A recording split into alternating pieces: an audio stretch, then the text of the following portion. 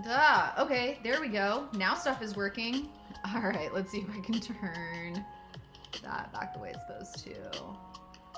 Can I turn the button off, please? So I can stitch? That would be awesome. I would love that.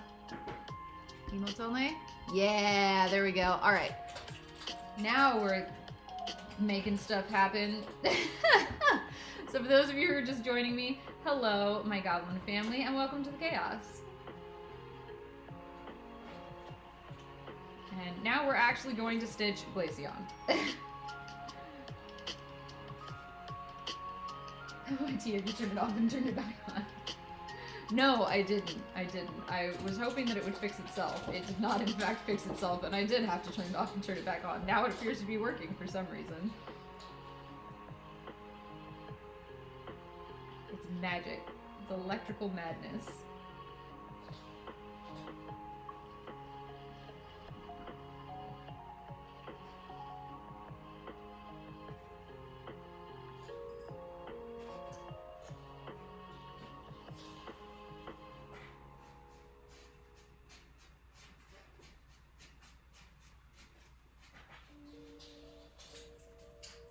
If you hear weird background noises, by the way, anyone who is not one of my usual followers, I have 2 kittens and a dog, so it's probably them.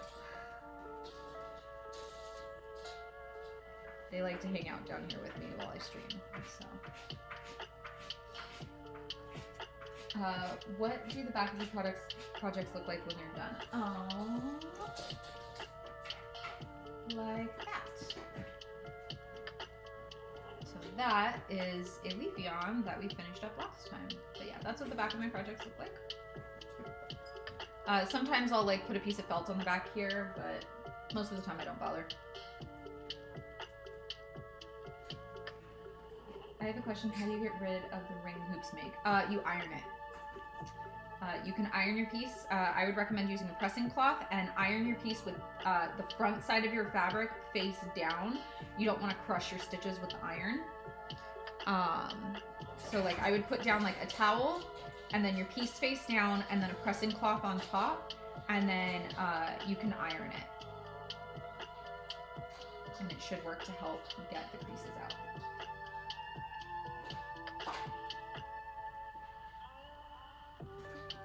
Most of the time I just put mine right back in the hoops anyway, and I like hang them up on the wall in their hoops, so I don't usually bother ironing my pieces for the most part. But if you were gonna like turn it into a pillow or frame it, then you're gonna want to iron it. Kathy Mercer, thank you for the follow. I appreciate you.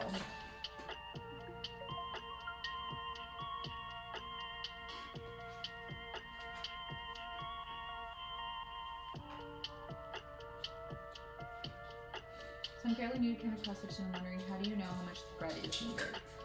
So there are some calculators online. They're kind of in my opinion. So basically, 1 skein of thread will get you roughly 17 lengths of 18 inch. So if you take 1 full skein of thread and you cut it up into 18 inch segments, you'll get about 17 or so. Each of those, so once you have an 18 inch segment, kind of figure out how many stitches you can get out of that 18 inch segment. My guess is you're probably going to get somewhere between like 75 and 100 stitches. I get close, I get about 100 stitches, but when I send kits out to people, I estimate that they're going to get about 75 or 80 stitches per 18 inch segment.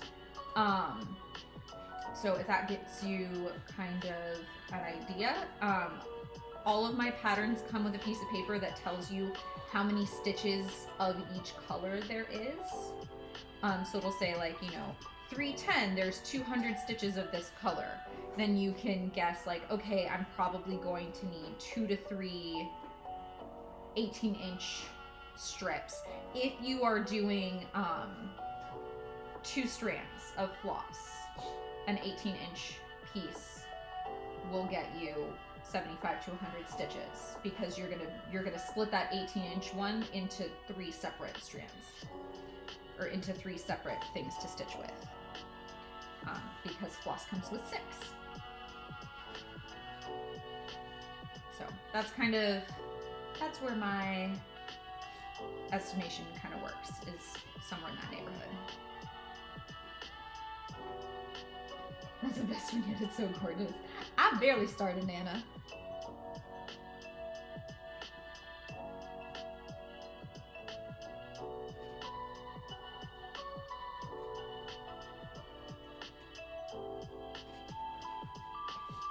On an 11 count, do you use 3 strings?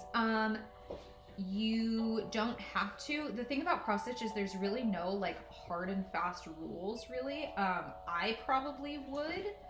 Oh yeah, that's the other thing, Michaela, is it's also going to depend on what count of Ida cloth you're working on. So those numbers that I gave you, that's if you're working on 14 count. If you're working on a different count, your numbers are going to be different. And they could be like wildly different. If you're working on 28 count, you might get twice as many stitches. If you're working on 11 count, you're going to get a lot less than that. So yeah, just be aware of that. 11 count, do you use 3 strings? I probably would. I haven't worked, I don't really work on 11 count if I can help it. I don't prefer it. But everybody likes different sizes, and at some point I probably will have to switch to using 11 count because my eyes aren't great and I'm already having to wear glasses to stitch. So at some point my reading glasses aren't going to cut it either.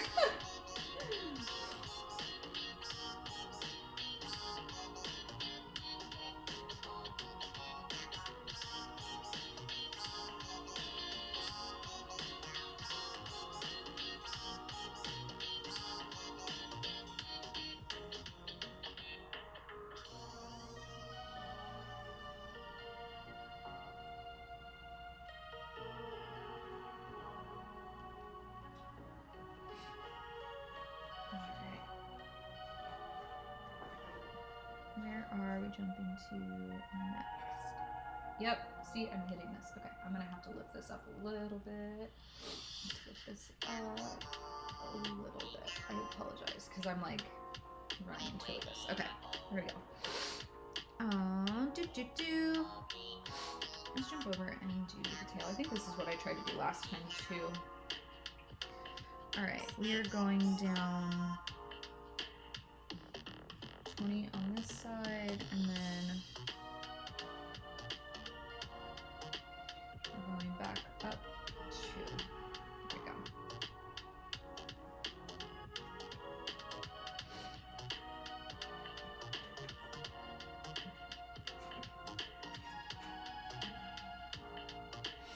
Hello Kaley, how you doing? Which Pokemon are we stitching tonight? I am trying to do Glaceon again.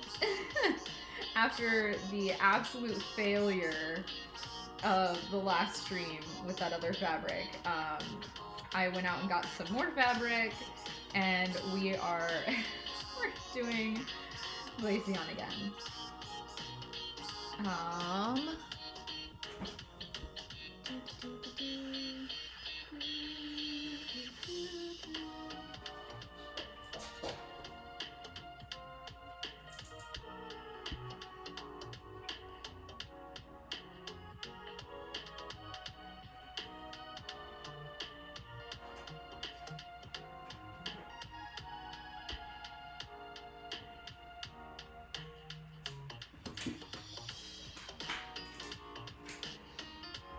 So Kaley and Psycho Witch, your kits went out today.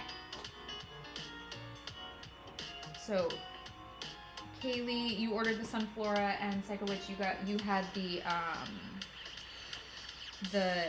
3-pack of surprise evolutions. So both of those went in the mail today. Yeah. 1, 2, 3, 4, 5, 6, 7, 8. 1, 2, 3, 4, 5.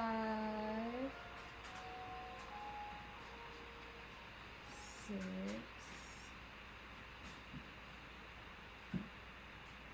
7.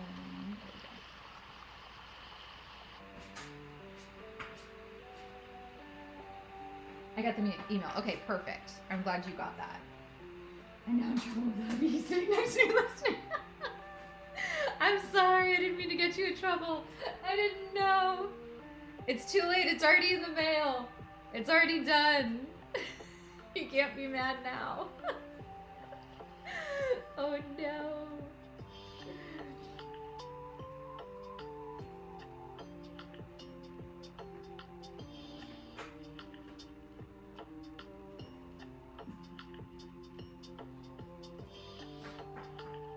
I spent my own money, he can't be too mad. I mean, hey, that's what adult money is for, right? I will say I had a lot of fun putting that order together. I did take some videos and stuff for it that I'm gonna put together to make a video, and I'll make sure to tag you in it, but also don't actually watch it unless you want it to be a surprise. Yeah. Is cross stitch easier or harder than embroidery? Yes. It is both. It very much depends on how your brain works. I know some people who love embroidery and are like, I don't like cross stitch, or I can't understand cross stitch. Embroidery is easier for me. For me personally, cross stitch is much easier for my brain. Even though I love embroidery and I love the way it looks, and I love watching videos of people doing it and stuff like that, I personally, it doesn't work for me and it doesn't make sense to me. So it is very, very much, everybody kind of has a little bit of a different feel for it. So a lot of people are like that with like crochet and knitting too. Some people will do both, and a lot of people will just pick one or the other that they do, and they don't learn both, or they don't do both. I'll watch it after the box gets here. Okay, awesome, sounds good. Has the FYP given me a live I might actually like? I'm cross-stitching a Glaceon, so you tell me. I learned how to do it when I was 8, so I was just wondering. I learned how to cross-stitch when I was about like 11 or 12 or so I've been cross-stitching for over 20 years. So to me, this is just very much second nature at this point, and like, you know, I can hold on like a full conversation as I'm doing it, or like watch TV as I'm doing it and things like that. I have tried many, many times to do embroidery and to get into embroidery, and my brain has no patience for it. Like, honestly, that's what it is. It's like, my brain is like, I want this to go faster, which is weird because like, this is time consuming too. But I think my brain sees progress on this because it's like checking all the boxes. Oh my god, that's my boyfriend's favorite Pokemon. Okay, so it sounds like the FYP is hitting it tonight. Right on the head. I found my people. I love it. I love it when I find my people find me. It makes me happy. Fiber artists and Pokemon, definitely something I like. I'm currently crocheting a scarf. Very nice. Very nice. I haven't crocheted in a hot minute. Oh shoot, hi. Woo, Glaceon, Leafeon turned out so nice. Thank you, Owlser Pals. Leafeon's so cute. I'll hop over here. Glaceon, yay. One of my all-time favorite Pokemon. Oh, I hope you get it. Oh, it escaped. Dang it. I tried knitting, crocheting, rug hooking, cross-stitch, and I like cross-stitch the base. Aw, nice. I think I've tried all of those too, and yeah, I'm in the same boat. Cross-stitching is my favorite. I lose count crocheting and knitting way too easily. Yeah, I usually have to keep like a piece of paper and like make little tally marks as I crochet and knit. It's just, it's difficult for my brain.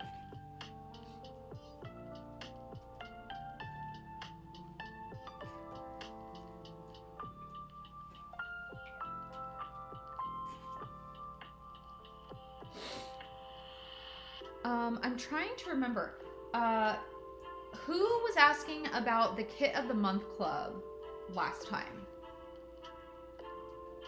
Because I feel like it was somebody, and now I can't remember who it was.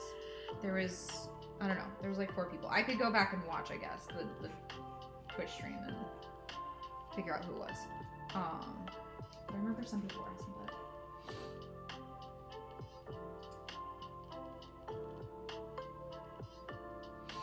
So you have an issue picking up a new craft for a few months and then end up dropping it? I mean, same. For me, cross-stitching is the craft that I always come back to. It's kind of like, I describe it as like my home-based craft. I will pick up new stuff and I will try new stuff and I will play with new stuff and I'll even like bounce around. Like I've done bookbinding a few different times. I've done crocheting a few different times and like stuff like that. It's like I have all the tools for that kind of stuff. But this is the one that I always come back to and like stick with the most consistency. Hubby is loving listening and watching because he loves all things Pokemon. Aw, that's awesome.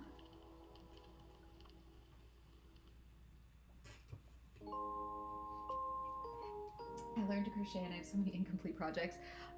Same. I have so many incomplete projects from so many different kinds of crafts. It's not great, guys, how many incomplete projects I have. I'm currently crocheting a 10-foot collection. Oh my gosh, that's so big. Hey, my name is Michaela too. I do cross stitch, though it was a natural evolution instead of pixel artist as well. Oh, that's awesome. Do you plan on branching out in the future from Pokemon and selling other patterns in your shop too? Yes. I have some designs made up for some bookmarks. I keep leaving my book upstairs during streams. Otherwise I would show you the bookmark that I'm currently using. It's blackwork. And it says read on it, and like I am in love with it. It's the first thing I ever designed with blackwork. And I love it so much, and I've since designed like several more bookmarks along the same lines but like with different blackwork patterns. I need to beta test or like do some testing with like figuring out how to like finish the back, because on the back of my bookmark it's just raw on the back. It's just like, you know, this on the back, and while that doesn't bother me, if I'm gonna be like selling a pattern and stuff, I want to be able to include instructions on how to finish the back nicely, for people who do want to finish the back nicely. So I need to do some beta testing and like figure out how to finish the back the way, you know, so that it looks more professional and, you know, finished, unlike mine, which I don't care about because like it's just mine, so like whatever. But I do have some of those as well. I would also love to do like some Stardew Valley cross stitches, and I don't know, like I've had a lot of ideas. I am designing some D20, like I have a D20 design that I've been working on, and like some dice designs that I've been working on, for those of you who know that I'm also into TTRPGs, and stuff like that. So it just, I don't know, like yes, I do plan to branch out, but this is kind of sort of what I'm known for, so I've just kind of like leaned in to this for now. And this is also like a side project that I've been working on for years and years now, so it just kind of made sense and went hand in hand for me, you know. I'd like to be part of the Kid of the Month Club. Okay, so Kaley, the Kid of the Month Club is officially up on Patreon. So just so you know, as of today, it is up there. And yeah. So anyone who's wondering, I do have all of my Pokemon patterns that I've made, or not all of them, but I have them available through Etsy, but I also have them available through Patreon.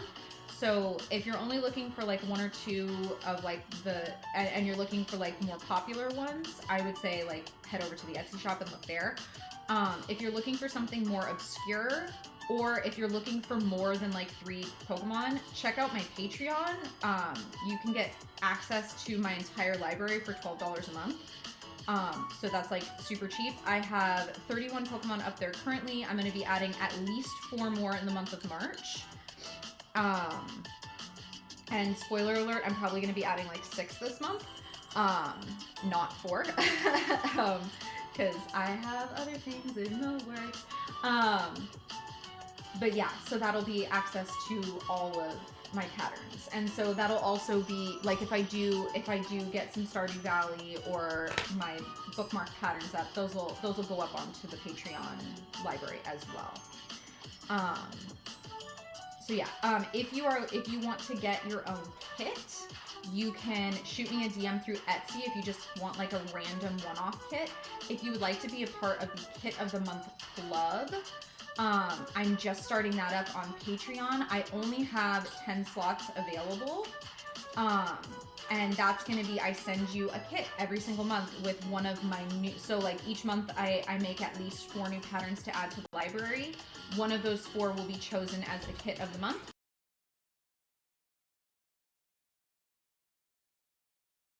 Okay, I think music, okay, there we go. I fixed it. Okay, Wednesday. Okay. My freaking... Everything is acting so screwy over here today. Why? There we go. Are you done? There we go. Okay. I think that fixed itself. I love Blackwork. Oh yeah, you're doing the Blackwork goats right now? Yes. So it's like, oh my gosh, I'm so in love with the bookmark patterns that I designed. Like, I know that sounds like a little self-centered, but like, I really do love them. They make me so happy. I have a pattern for a watermelon blanket and a pizza blanket that I want to crochet, but I need to find the right yarn colors. Ooh, those sound super cute. I just bought a D20 pair of earrings from a craft on Etsy. I'm excited about them. Oh, I would love a D20 pair of earrings. I can't wear earrings, like, except maybe every once in a while because, like, my ears are so allergic. I'm allergic to so many metals. The only reason I can wear my lip ring is because it's made of surgical titanium. Deal, I'm going there now. Oh my gosh, Kaley, I love you so much. You're amazing. Okay, wait. 1, 2, 3, 4. 1, 2, 3. 1, 2, 3, 4.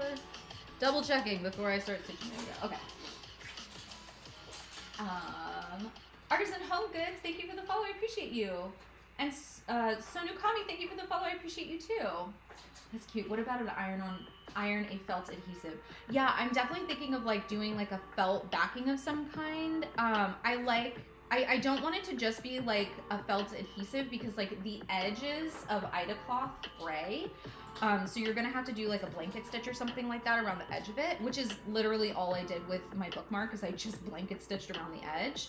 But I'm thinking like a piece of felt on the back to blanket stitch and like close the back up or something like that. So I just need to sit down and like test it out and see how it goes. I have so many things that I want to do and not enough hours in the day because this isn't my full-time job, so I'm not devoting 40 hours a week to this, you know? I honestly, my full-time job is taking care of my kids. So I homeschool them, and so that honestly is like the majority of my time. So unfortunately right now, like I'm doing this in like the spaces between the rest of my life, you know? But I honestly, like, someday this will be my full-time job and I will be able to dedicate all of the time to doing all of the things I want to do. But yeah, we'll get there. It's not that season of my life yet. It's not my turn yet. That's okay.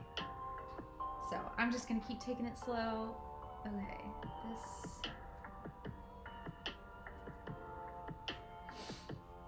I end up taking breaks from hobbies and the second people around me start requesting stuff. Yeah, I mean, I've definitely had that too, where people are like, oh, will you do this or make me this or like things like that, like, and I've, like, to some extent, like, I've had to tell people, like, if you're not paying for it, like, no.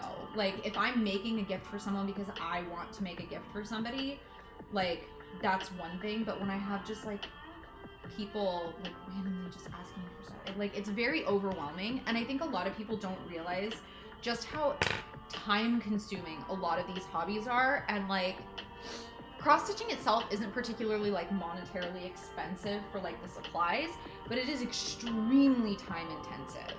And I know, like, there are some other crafts that are, like, expensive. Like, quilting is freaking expensive and time-consuming. So, like, yeah, it baffles me. And it's very, like, it's hard sometimes to... I want to be the people pleaser. I want to say yes to everybody, and I've learned that, like, I can't say yes to everybody. If I say yes to everybody, I end up saying no to myself and my family, and I can't do that, you know? So I've learned to just be like, you know, here's what it is. Take it or leave it. But I definitely still get the imposter syndrome. I definitely still get like the, oh my gosh, if I charge this much for it, is somebody going to say no? Are they going to laugh? Are they going to think that this is outrageous? And I've just gotten to the point where I'm like, you know what? Like, if I'm undervaluing myself or underselling myself, it's not worth it to me. Because when I'm doing this, I'm taking time away from my family. Like, right now, I'm not spending time with my partner because I'm here doing this. And it's fine because I'm choosing to do this and I love doing this and I love getting to do these lives with you guys and hang out with you all. Like, this brings me so much joy and it fills my cup. But also, like, I can't choose to do this all of the time. I need to also prioritize, you know, time with my kids and time with my partner and time with my pets and time for myself, you know? But yeah, I don't know. I'm babbling. I usually do. Oh, I love Stardew. It's because it's Wednesday, lol. Yes, yeah, Wednesdays and Sundays, I do lives, every Wednesday and every Sunday. Those are the days that I decided work for me and work for my partner. Like, we've kind of talked it over. So usually on Wednesdays, he will go play video games with one of his buddies, and on Sundays, he plays video games with one of his other buddies. And my kids are already in bed, so, like, I've had some people be like, oh, why do you start at, you know, 7:30? When I used to live on the West Coast, and, like, for the people on the East Coast, that was like 10:30 that I was starting, and they're like, oh, it's too late for me, like, can you start earlier? And I'm like, no, because my kids are still awake and I need to be spending time with them. But now that I'm on the East Coast, I'm starting earlier.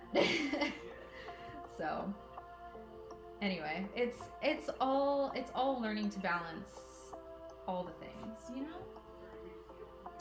Like, Reflection, thank you for the follow. I appreciate you. How do you read your count?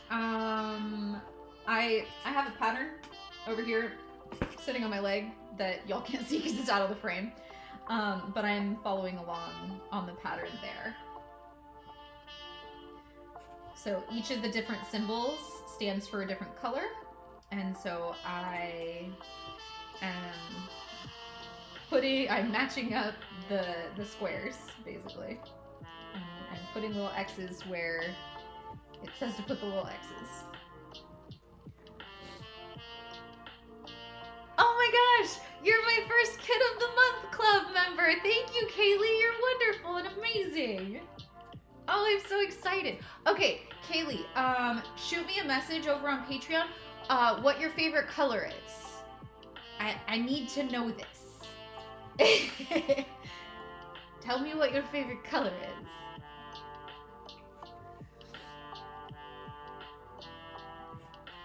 It is relevant.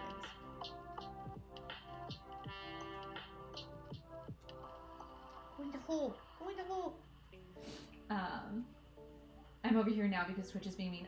Is Twitch still acting up? Like, for real? I don't even know what to do with it tonight. Like, it doesn't want to be nice.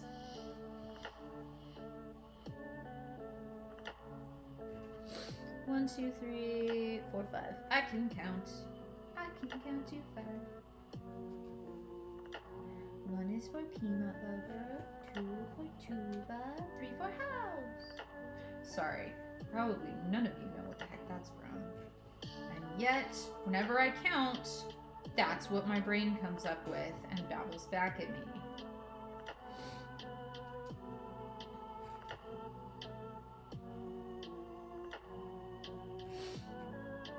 I'm excited to get my Eevee kit. I saw you ship today. Oh, Koya! Yes. All 3 of the orders that I was packing this week went out today. So, yes. All 3 of you are in here. That's exciting. This symbol is like... Yes. So yeah, the Eevee kit went out, and the Sunflower kit went out, and the surprise Eeveelutions kit set of 3 went out today. Yes. I was thinking I wasn't going to be able to get it out until tomorrow because today is my kiddo's birthday and we like had stuff planned.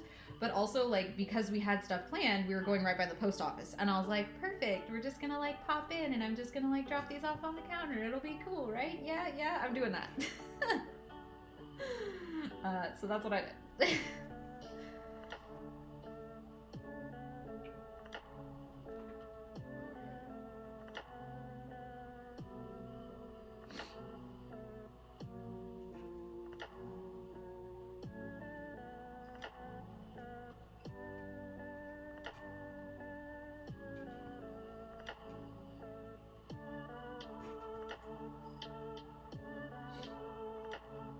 I went so badly to sign up for the kid of the month. It's just not in the budget right now. Hopefully someday though. I mean, I totally understand that.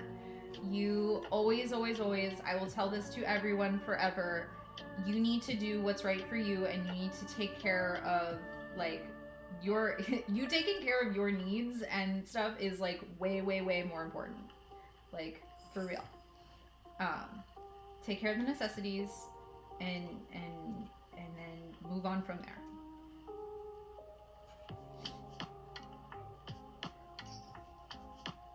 I fully recognize that like what I do and what I sell is sort of a luxury in a lot of ways, like especially the pre-made kits and things like that, and like I fully recognize that I'm definitely not going to be in everybody's budget, and like that's okay. But I also I have to price it that way, and like even still, like to be honest, the kits do take quite a bit of time to put together. I'm basically putting kits together for minimum wage and ignoring the cost of the goods to make it, and working at minimum wage. So I'm working below minimum wage to put the kits together, but I don't want to price them higher than that. I already think that they're I already think they're expensive. I don't want to price them any higher than that. So like it is what it is. But that's actually kind of where the Kid of the Month Club idea came from, was like if I was making, 10 of the same kit every month instead of making like I put together 5 kits this week for 5 different Pokemon with 5 different color schemes and all of that kind of thing. So I would have been able to do it faster, at least somewhat faster, if they were all identical, so that's kind of where some of the thought process behind it came from, was like, how can I make this a little easier on myself? But yeah, plus I don't know, like surprise happy mail, like what are you gonna get, what's it gonna be, like that kind of thing. I feel like can be so fun. Color scent. Okay, perfect. Kid of the month will definitely be on my radar, but we're bringing a little home in a couple weeks. So, aw, you're bringing a little home. Congratulations. That's so exciting. Okay, Kaley redeemed finishing a Pokemon hoop. Who did I set aside today? I don't know what I set aside. Leafeon's still over there, and which means I probably didn't set anything aside. So we're going to have to see what we're finishing today. Let me finish up just this little area so I don't lose track of what I'm doing. And then I will set it aside and we will finish off the back of another hoop. So, a couple more stitches.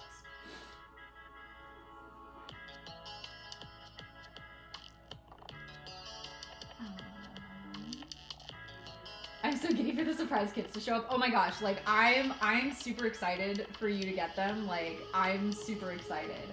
And it turns out that 3 kits fit perfectly in one of my boxes. So you ordered the perfect number of kits for them to fit perfectly in the boxes, in the box. So that was really, like, it was perfect.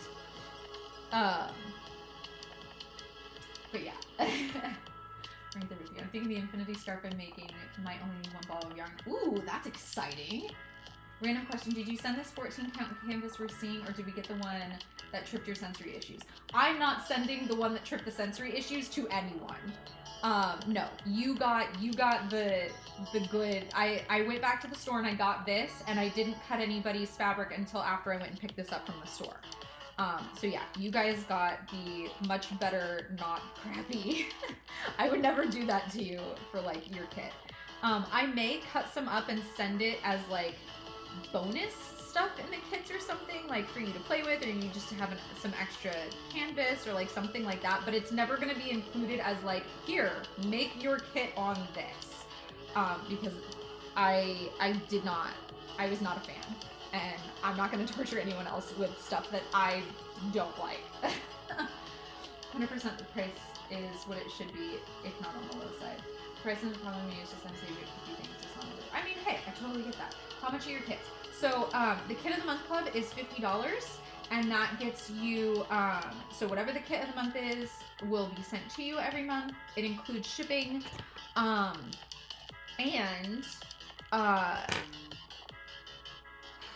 it also includes access to the entire backlog of library. So all of the rest of my library as well. So yeah. Okay. Hold on. Okay. I am not feeding the babies before I do the Pokemon hoop because that was a disaster last time, Nana. So you are going to have to wait because Kaley redeemed the finishing the Pokemon hoop first, so that is what we're doing. I'm not falling for that again.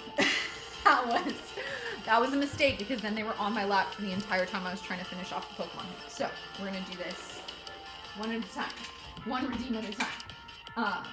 Just find your Etsy. I want one of everything. Okay, so if you want one of everything, join the Pattern of the Month Club or the Kit of the Month Club, because not the Pattern of the Month Club. The full library access tier is only $12 a month, and you get access to all of the patterns that I've made, and not all of them are on Etsy. Some of them are Patreon exclusive. And I'm also adding at least 4 more every month, and I'm pretty sure this month I'm adding 6 because I have a few more that I want to add. I didn't mind either way because I'm a baby cross stitcher. That's okay. You can be a baby cross stitcher and still have nicer fabric to work with. Okay, who are we finishing up?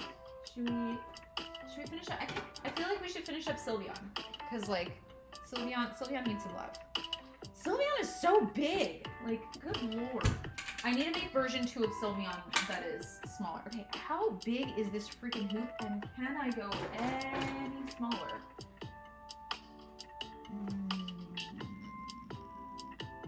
Yes.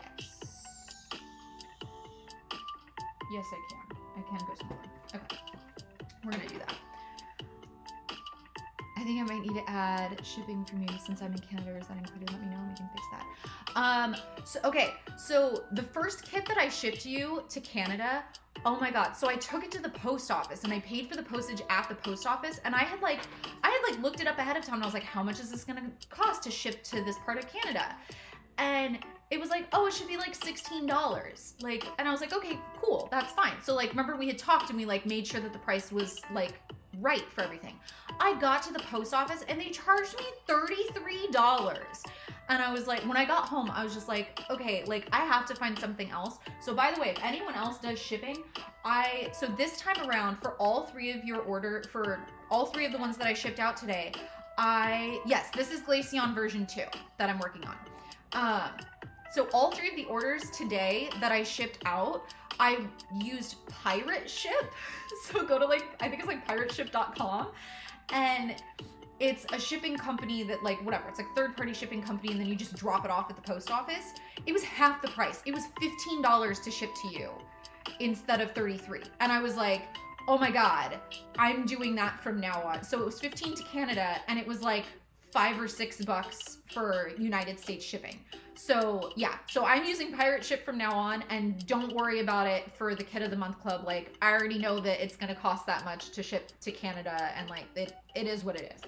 But yeah, I don't ever want to go wait in line at the post office again, even though the lady who works at my post office is super, super sweet. She's like the nicest. I've only lived here for 2 months now. Not even 2 months, a little bit less than 2 months now. And I have been to the post office 3 times. The first time I went to the post office was on my birthday a month ago, and she remembered me. So when I went the last time, I went to the post office. When I shipped your order the last time, I went to the post office, and she remembered me, and she was like, oh my gosh, how was your birthday? So she remembered that the first time I had gone had been on my birthday. And then I went today, and all I did today was drop off the boxes, and she was like, oh my gosh, where are your kids? And I was like, oh, the kids are in the car with my partner. And she was like, oh, say hi for me. Like, she is the sweetest lady, and I don't know how she remembers me, but also, like, I adore her. I adore her. Flat rate shipping within Canada, even though it's like 16 is the cheapest I've seen. So yeah, okay, so yeah, I got it for Canadian prices. Okay, so we are going to put this in a smaller hoop. I'm going to do that. I'm going to put that down like that. We're gonna center you.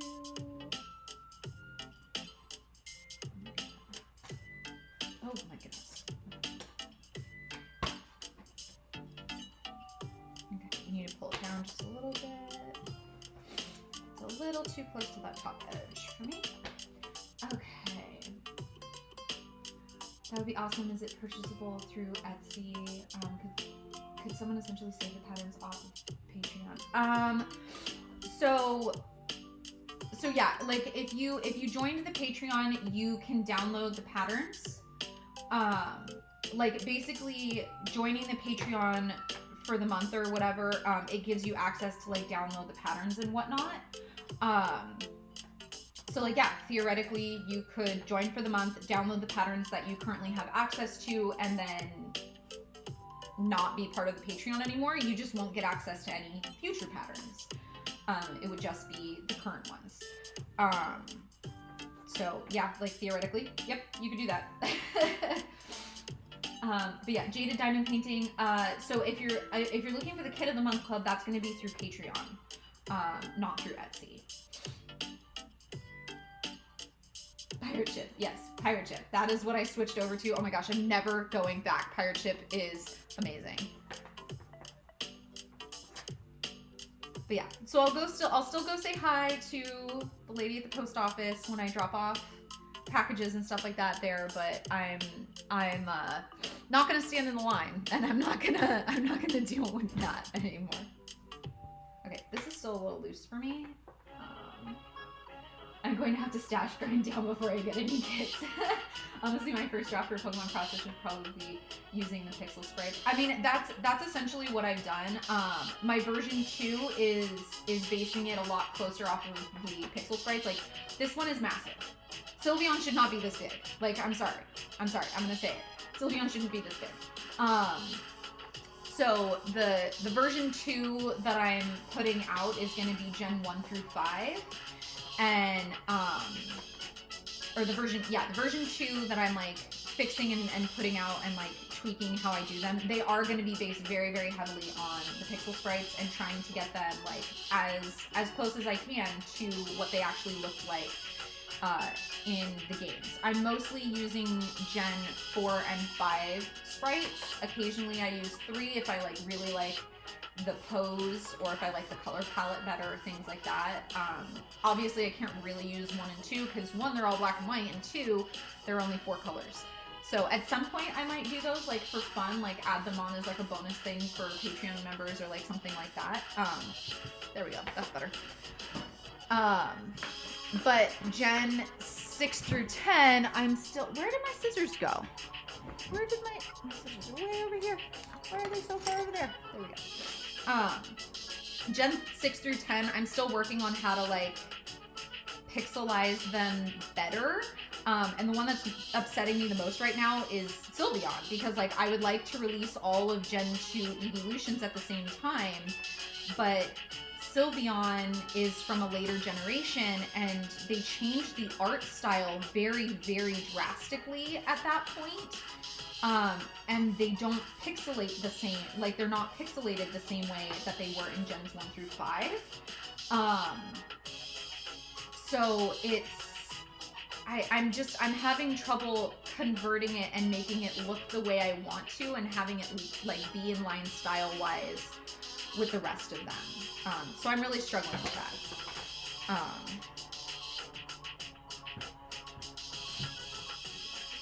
To the point where I may pay somebody else to pixelate Syvleon for me at this point until I can figure out how to like get it to look the way I want on my own. Because Because Syvleon's so cute, deserves to be the appropriate size like the rest of them.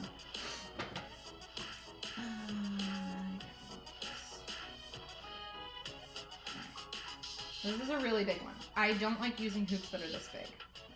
I don't like stitching pieces that are this big. I like the little ones better. I'm biased.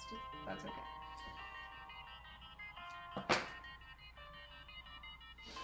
Gen 5 I would do for mine purely because Black 2 was your first Pokemon game. Oh, very nice.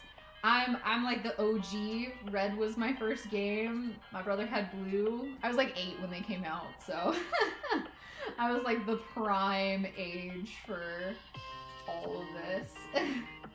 Little things in life, thank you for the follow. I appreciate you.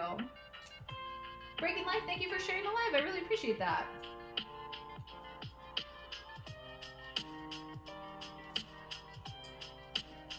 Round and round and round. Oh my gosh, like this is so big it just is like floppy. Like I can't hold it upright very well. Signed up. Oh my gosh, thank you, you're amazing. I'm so excited. So for those of you who remember from the last few lives, March is the Pokemon that I'm releasing for the month of March are all spring themed, and so far y'all have only guessed one of them out of 4. Which, I mean, okay, and to be fair, you also made a really good guess that I should have thought of on my own, and therefore that's one of the reasons that there's going to be more than 4 released this month, is because I am going to go and add another one to the list, and that, so you guys guessed Deerling, Spring Deerling, and that one is one of the ones that I'm going to be releasing this month. And the other one you guys guessed that I was like super mad at myself for not coming up with on my own was Shaman. And I was like, oh my god, how did I not think of Shaman when I was like coming up with this? So I am going to be going and adding Shaman and releasing Shaman as well, because Shaman is a cutie and is one of my favorites, and I'm upset with myself for not having thought of that to begin with. So that's on me. But you guys still have 3 more to guess for like spring themed Pokemon. So our Buneary, there you go. We got another one. We got number 2. Buneary is gonna be one of the 4 being released this month as well. So my thoughts behind it were like, okay, Deerling clearly, like spring form of Deerling is clearly like the embodiment of the season itself. And then I was, oh, you guessed 2 of them. Oh, were you one of the ones who guessed Deerling as well? So my thought was like, okay, like what does March feel like? March feels like the flowers are starting to bloom and the bugs are starting to come out, and Easter is in March this year, or actually Easter's in April, but whatever. Bunnies, you know, bunnies, it's like spring. Okay, Easter is in April. Ostra, which is what I celebrate, which is the origins of Easter, is in March. So it's like the coming of spring and like that kind of thing. So my hints to you is one of them are going to be a bug Pokemon. And one of them is going to be a flower. Butterfree, no, Butterfree's a good guess. I feel like Butterfree feels more like May to me. I don't know why, but it does.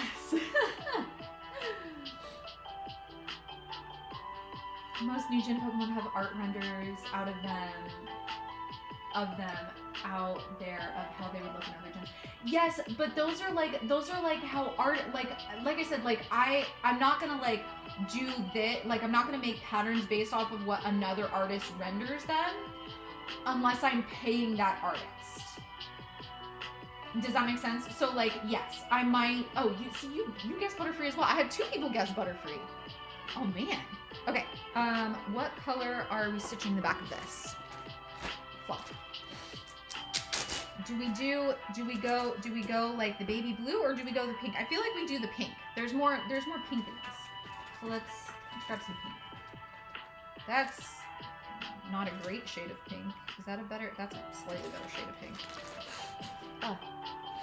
I was around cats all day today. Caterpie? No. Oh, Caterpie would have been good too. Nope, it's not Caterpie. It's kind of Caterpie? This one's not Gen 1. Actually, neither of them are Gen 1. Are any of the ones I'm releasing? No, none of them that I'm releasing. Lediba! There you go. Lediba is one of them. Yes. Yes, yes, yes. You guys are awesome. Is it Togepi? Oh, Togepi would have been so cute. Togepi would have been a really great one, too. I do have a draft for Togepi done up. I just haven't finished it yet. So it hasn't been released yet. But no, I didn't go back and finish Togepi like I should have, because that would have made too much sense. I'm tired, y'all. I don't always think things through. But yes, Kaley, Lediba is one of them. I thought a cute little ladybug would be super fitting for the beginning of spring. Combi, oh, that would be super cute too. That one butterfly Pokemon from X and Y. Oh, Syvleon. I love the idea of Syvleon, except that it has like 23 different patterns for its wings. And so I want to do all of them, and like I like legit have them all listed out. And I want to do all of them and release them as like a giant combo pack of like all of them. So like eventually once I have all the deerlings done, like I'll have all the deerlings out together as like a bundle and stuff like that. For flowers, Skiploom comes to mind. Ooh, Cherrim, that's a good one too. Yeah, there's so many good ones. Blossom, I love Blossom. I almost did Blossom as the one this month. Kaley, I feel like you should be able to get this one. And wink wink. Kaley already knows and actually already has this particular one, which makes me laugh. You were actually, Kaley, your order was the inspiration for me being like, hey, I should do a theme for this month. So it was making up that pattern for you and putting that together. I always start multiple projects instead of finishing what I started. I know, I do the same thing so many times. Fomantis, oh my gosh, yes. When I do Eevee, should I do double? What do you mean double? Double what? Lilligant. Ooh, Lilligant would be so pretty. Okay, so I started playing the Pokemon Cafe remix. Don't judge me, please. And Lilligant is so, like, I love the watercolor design of the Pokemon in that game. Like, it's so good. And like some of them just look so good in that style, and Lilligant is like one of my favorites in that particular style. I don't know what it is, but she's just so pretty. Double thread, yes. So all of my patterns, you're gonna be using two threads of floss to make. When you do the back, when you're doing this particular portion of it, you don't have to. Oh my gosh, I like totally missed one of these. When you're doing the back, you don't have to do it as 2. You can do it as 3 or 4 or more. The reason I do 2 on the back is because the eye of my needle is so small.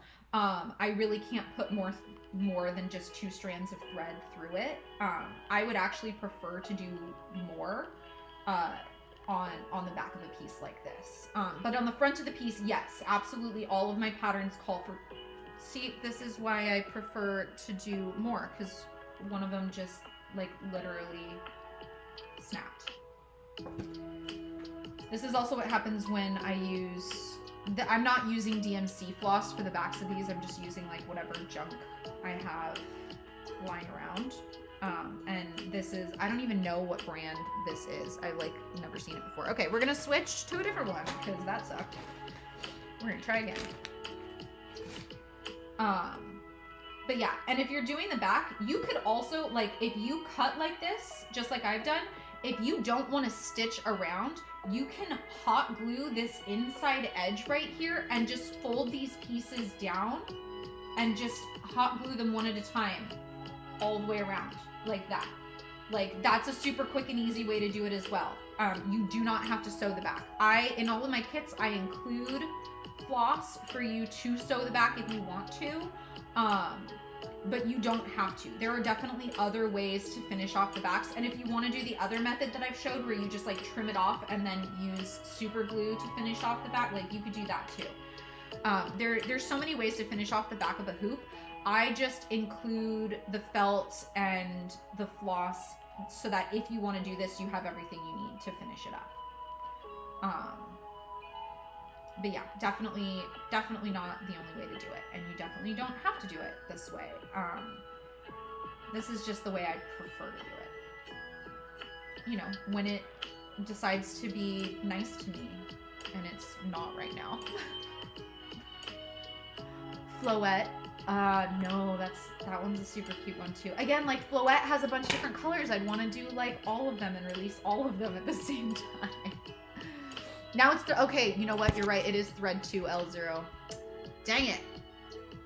Dang it. Dang it, dang it, dang it. Hold on, let me change it. Thread 2 L0. Thread 2 L0. Dang it.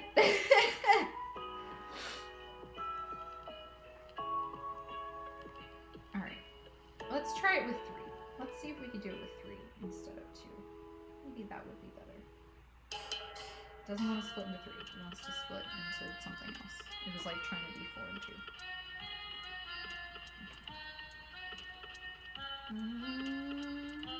Ah! Don't wrap around my hair.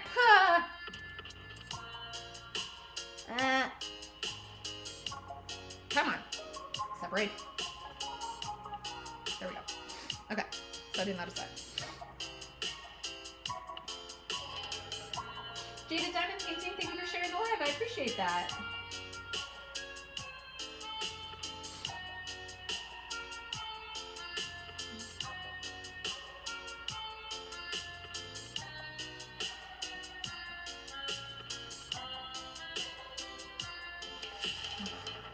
See if I can get 3 through here.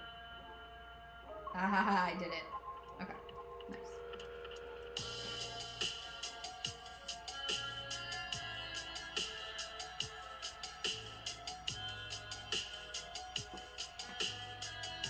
Oh.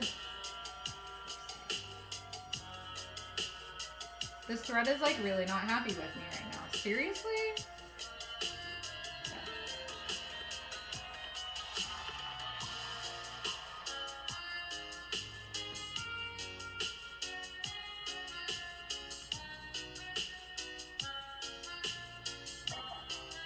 So, for those of you who are watching how I sew up the backs for the first time, as I'm going, so I cut about a 1 inch or so circle all the way around, and then I made all of these little snips towards the center all the way around, and now I am laying the pieces on top of each other so that these little little bits in the shape of a triangle overlap each other, and I'm like basically weaving up and down. So I'll go down through 2 of them, and then on the next stitch I'll go up through the next 2.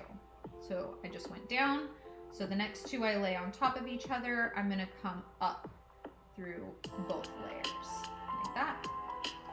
And so I just weave up and down all the way around, and I pull it tight in between each stitch, and it's gonna hold all of these little pieces and help them like lay flat in the back. So when you hang this up on the wall, it will, like, they won't stick out or anything. Okay, why did you just tie yourself in a knot? Seriously? The thread is being really sassy tonight, and no, not a fan. Not a fan at all. Thanks.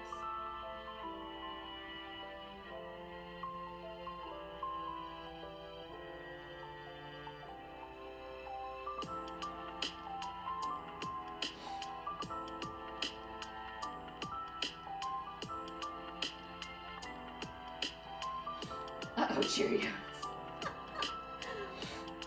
I used to babysit this little kid, and he was probably like 3 at the time that I was his nanny. And he'd be like, uh-oh, busted burrito. For some reason, like, that's That's just what plays in my head now. That was like, oh God, that was like 12 or 13 years ago. This kid is like almost an adult. No, he's like a teenager. I can't believe that. I refuse to believe that. He will always be 3 in my head. He was just a sweet little kid. Oh my goodness. Uh-oh, busted the window. Starlight, hello. How you doing?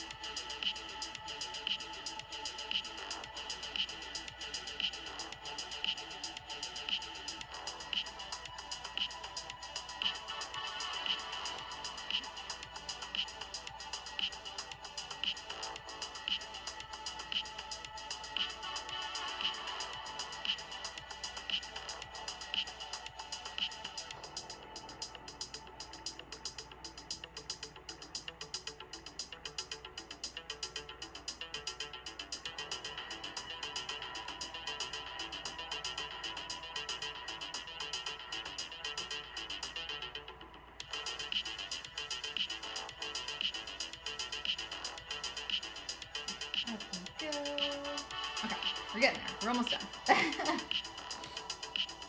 I'm at work. You're at work. You're hanging out with me even though you're at work. I feel so special. Ow. Broke myself. You think after 20 years I would learn to stop poking myself? I will probably never learn.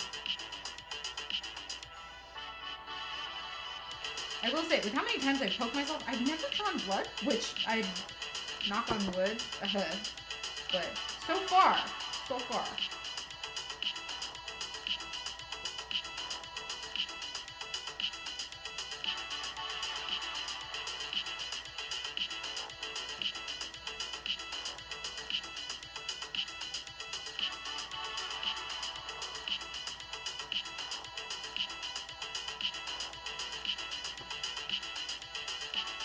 Alright, so now I've stitched through all of them at least once. I'm going to go back through just a couple more before I tie off.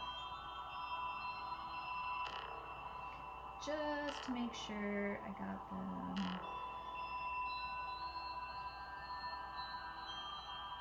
Nice. Kind of doing this weird, but...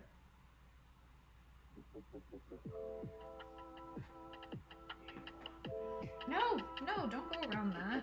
Don't go around that. Don't go around that, guys. That's not supposed to go. Okay, so see, now they all like lay nice and flat. Alright, we're gonna pull the needle off, and then we're gonna tie a knot. I'm playing thread chicken right now. Oh, is the Tenchi gonna win, or is the thread gonna win? I lost a game of thread chicken because the thread snapped and then the thread snapped again, so this week Elle is 0 for 2 with the thread. I don't know how I would win against the thread. Well, I guess I could play thread chicken. Milk's up, boy. How you doing? Hello. And there we go. We gotta finish Syvleon. I just need to take a lint roller and lint roller it because like little bits of like little white fluffy bits and stuff always get stuck to the front of it from like when you cut and trim the back down. But there we go. Okay, so what I'm saying is like the evolutions should be like this size, and this is just too big, y'all. But that's okay. It'll still go on the wall. All right. Okay. And let's put this over. And then Nana redeemed pet treats. that camera. That camera. Okay. Oh, hello, Clover. Hi, Wednesday. Ow! Ow, Clover! This is dog treats. You don't want this. Hello. Hi, baby. Okay, hold on. Let me get the kitty treat. No, this isn't for you. This is kitty treats. Ow! August. Gentle boy. There you go, baby. Wednesday. Right here. Gentle. Thank you. Good girl. Good girl. Hi. Hi, baby. So today, for my kiddo's birthday, we took her to a cat cafe. She was in heaven. She had a little cat come and sit on her lap for like an hour, and she just pet her. She was in freaking heaven, because our cats, while they are very sweet and very smart, do not like to just come and lay on your lap and be pet. But so many of the cats at the cat cafe were absolutely just absolute little cuddle bugs. They just wanted to be held and loved and adored. And kiddo was more than happy. I'm doing good. How's the stitching going? The stitching's going good. We are restarting Glaceon after my meltdown about the freaking texture of that other cloth last time. I was not okay. But I'm okay now because I have better cloth now.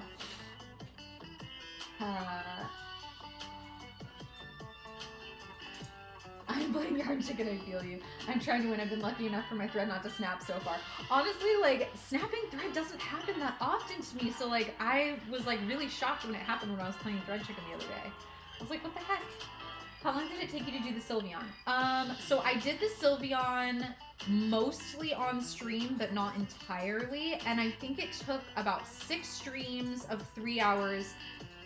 And then I did quite a bit of work off stream with all of the white that Syvleon has.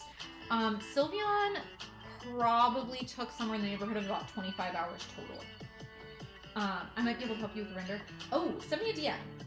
I haven't done Pokemon in a while, but renders are a lot easier than Scratcher. Okay, shoot me a DM and let's talk, cause I need a smaller Syvleon. Christy, thank you for the follow. I appreciate you. Okay. Where are we going? Okay, so we're gonna do the other leg now. We're gonna come over 30, 10, 20, 30. This is why I grid the back of my work. And then we're coming down 10, 20, 30, 40. 10, 20, 30, 40. Okay, so we're at this cross mark. And then we're gonna go boop, over just one. That's it. So that is why I grid the back of my work, y'all. Not everybody does it. You don't have to do it. It is not the right way. It's just a way. That's the lovely thing about cross stitching, is there is no right way. There's just ways.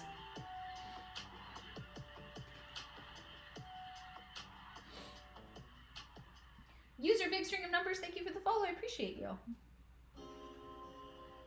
I sent a wave. Okay, perfect.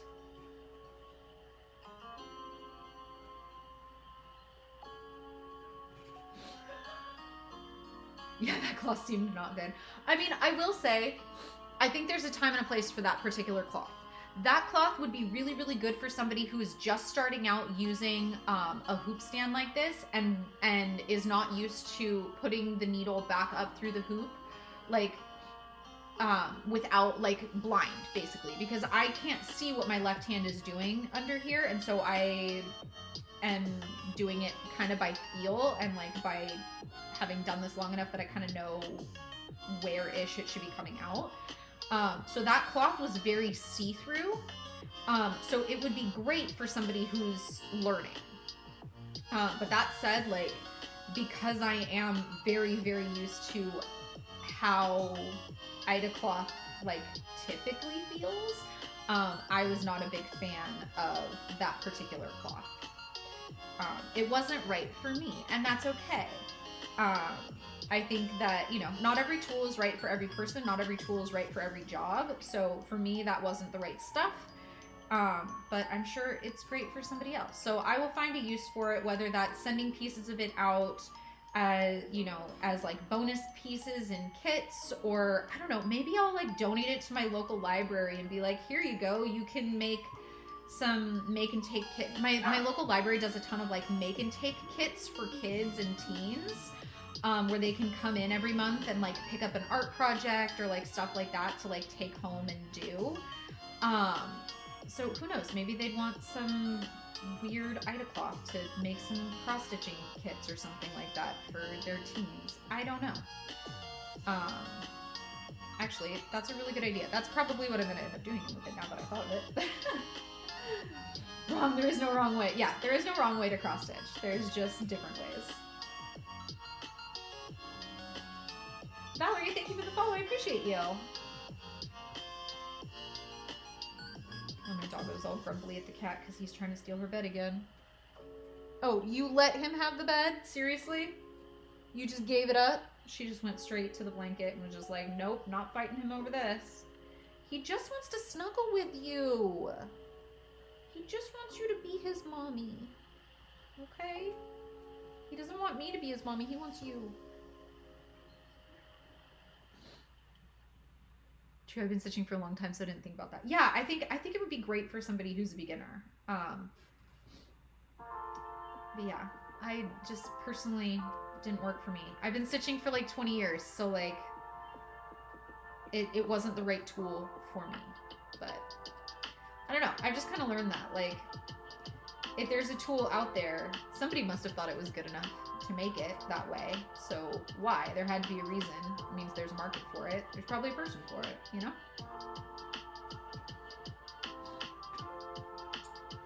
Alright, oops, sorry. I'm gonna keep hitting that phone every single time. I swear. I'm clumsy.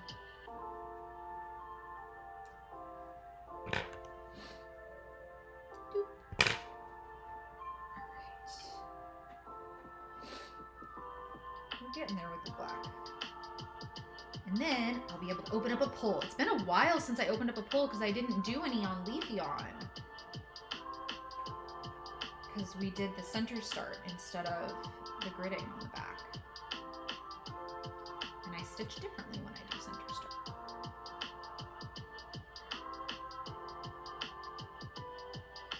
Oh, I have tea somewhere. I have tea! I forgot I had tea. Hold on. I need to take a sip of my tea. It's probably already cold because I've already been down here for, oh my god, an hour and a half. Yep, that's cold. It's cold and all I took was one sip while it was warm.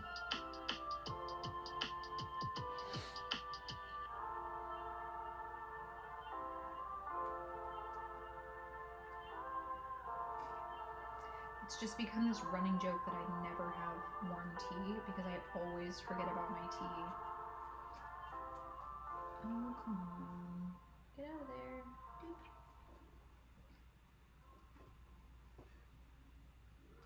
Actually, my partner told me today he had been thinking about getting me this like thermos thing that regulates the temperature of the tea and like keeps it warm for you. Because, oh yeah, the tea warmers. Yeah, see. Pals or Pals knows what's up. But yeah, he straight up told me today, he was like, yeah, I was thinking about getting you like this thermos thing that like regulates your tea temperature and like keeps it warm for you, but like they don't have any good colors of it. They only have like black or gray. And I was like, well, I have like a silhouette cutter, like I could cut out some cute vinyl decal or something like that and like put it on there. And he was like, yeah, but like I don't know how that would work with it because like if it's keeping the tea warm and it's like heating your tea back up or something, like is that gonna like do something funky with the vinyl? And I was like, oh, that's true, like I don't even know. So I'll have to do some research into it. But basically he doesn't want to spend all that money on it just for it to be like boring colored, you know? Because I don't know if you could tell, I don't like anything to be boring colored, including like my hair. Everything must be pretty. In fact, all of our we had to get new pots and pans when we moved here. Because our old ones, like when the Teflon starts scratching off of it, you're like supposed to get rid of them and get new ones. So we went to the store and we were looking for like a new set of pans, and I found a brand that I know he likes, and they were like this color teal, like okay, this color teal, like light teal, and I was like, oh, you know we need teal pots and pans? And he was like, I would say no, except that like it's a brand that I like kind of want. I like that brand of pots and pans, and like they don't have a regular color, so like yeah, we'll get the teal one. So now I have a teal tea kettle, teal pots and pans, teal hair, a teal Dutch oven, a teal KitchenAid stand mixer, like everything is like light teal in my kitchen right now, and it amuses me greatly. So far I'm winning in Thread Chicken. Yes! Win the Thread Chicken. Avenge me. Avenge me. Because I did not win the Thread Chicken. Alright, that's it for the other little paw. Don't punch the phone this time. It didn't do anything wrong. It doesn't deserve it. I accidentally punched the laundry basket last night with like the back of my hand, and it was all swollen. It didn't bruise, which shocks me greatly, but it was like super swollen last night because I accidentally punched it. I didn't mean to. It was dark. I like walked in the room and I was holding one cat under each arm trying to get them into the bedroom for the night, and one of the cats started like writhing and yowling because he did not want to be in my arms. And I was like trying to put him down, but the lights were out, so I couldn't see anything, and I like went to put him down, and like the back of my hand like punched the laundry basket as I was like putting him down. So at least I didn't like, you know, accidentally punch the cat, but I did punch the laundry basket. But yeah.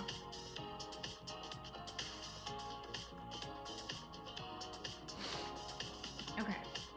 We are going over 10 this time. We are going down 20, and then from here we are going over 1, 2, 3, 4 more. 1, 2, 3, 4 more, and we're gonna go right there.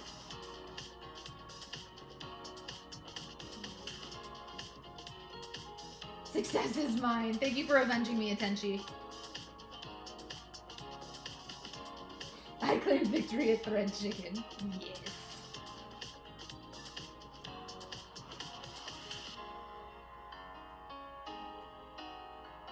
Thread Chicken victory.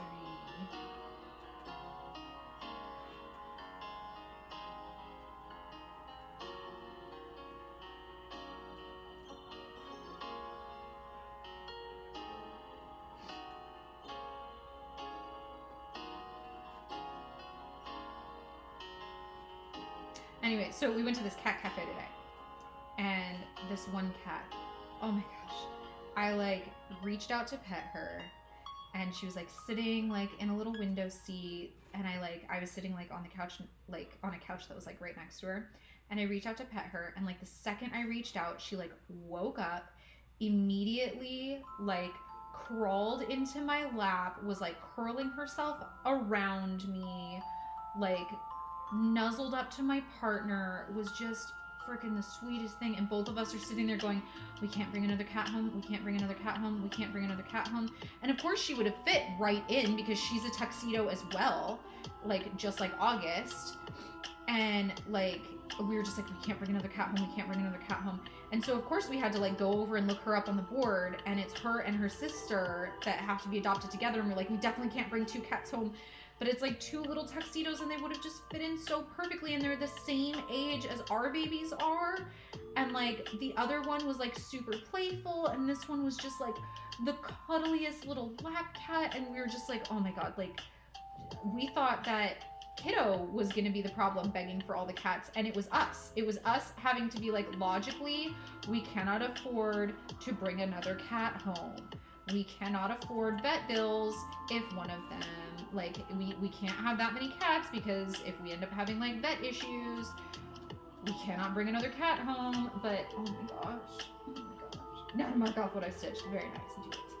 If I lose this my yarn chicken, I'm going to have to double the size of my piece to make it make sense, because I don't have another ball of same yarn. Oh no!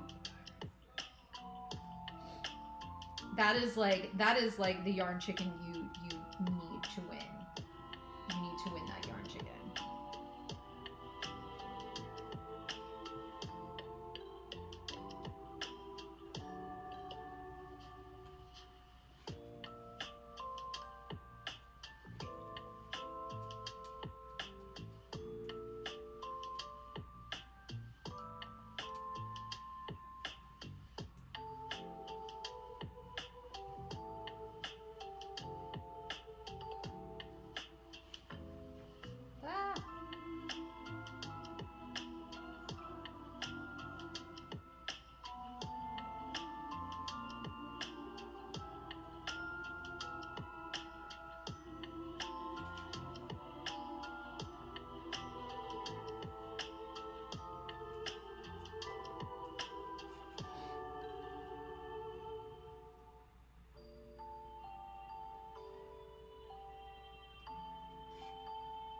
It's also a stash buster, so I'm not allowed to buy more yarn for it. I have to use what I have. Oh, that is so stressful.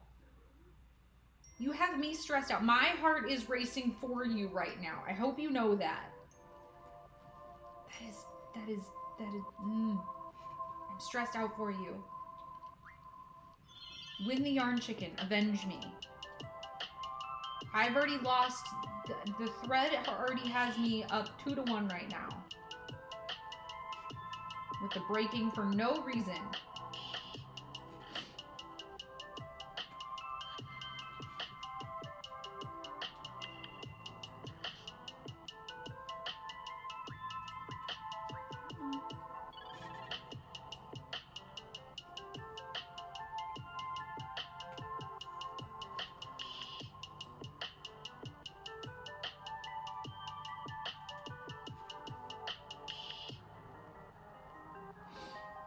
At least I have 2 different colors of the same texture line, so they would go together. Well, that's good. That's good.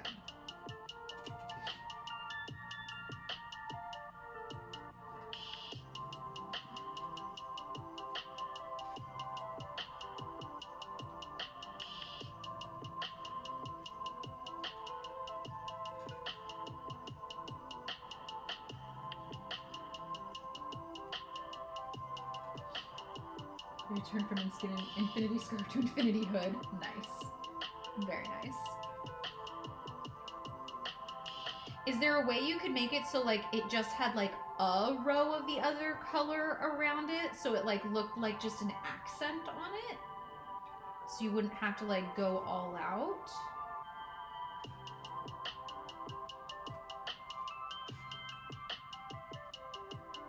I don't know. I'm like problem solving. You didn't ask for my advice. Sorry. I'll keep my mouth shut.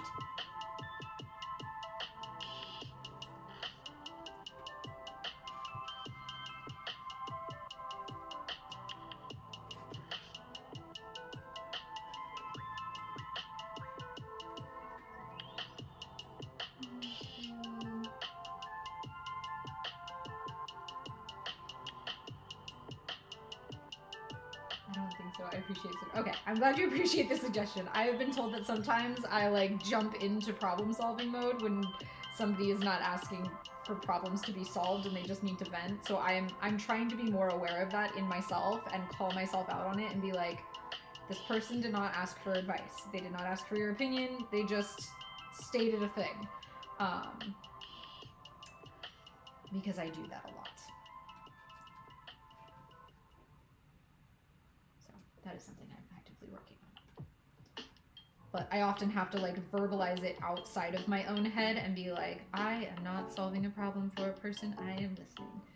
People will be like, what the heck are you talking about? I'm like, ignore me. Don't worry about it. It's fine.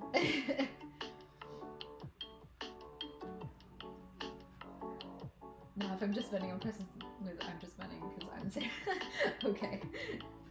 At least we're all on the same page.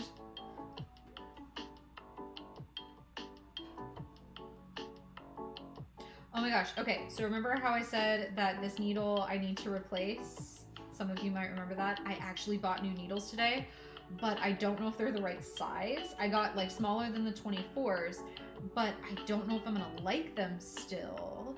So, but I left them upstairs in my purse, because of course I did. Why would I remember to bring them down here? So, they're upstairs, and I'm down here.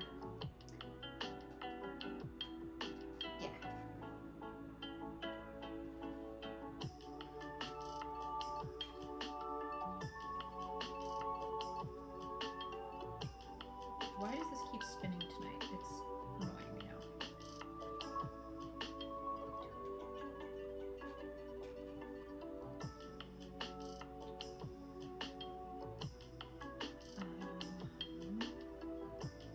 Okay. 1, 2, 3, 1, 2, 3. Okay.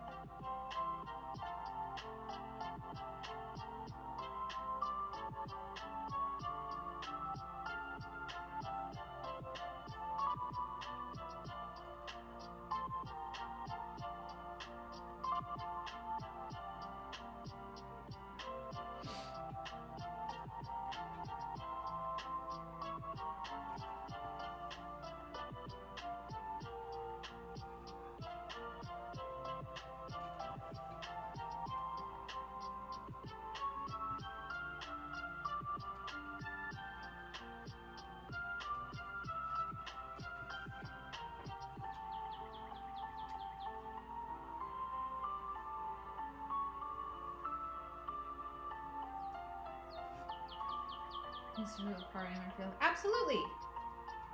Anyone is always welcome to post like update pictures of their progress and stuff in the Discord. Like I always check in on that stuff and like see how everybody's doing and what projects they're working on. I love it so much. I think it's awesome. I haven't put any progress on it. Yes. Show it off. 1, 2, 3, 4, 5, 6, 7, 8. Oh, why are you doing that? Stop it. Okay, there we go. 1, 2.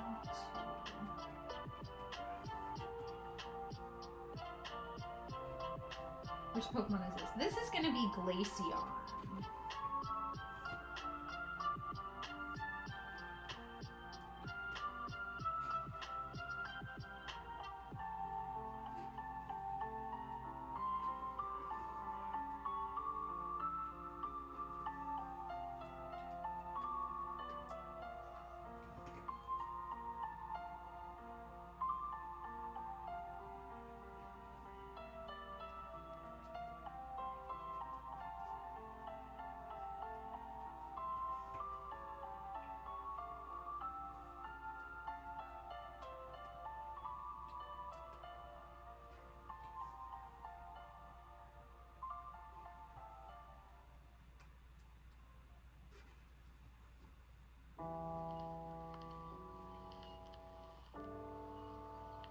I love when the thread keeps wanting to tangle. Yeah, for real. Like, it is not being nice to me right now. That's okay. I'm used to it.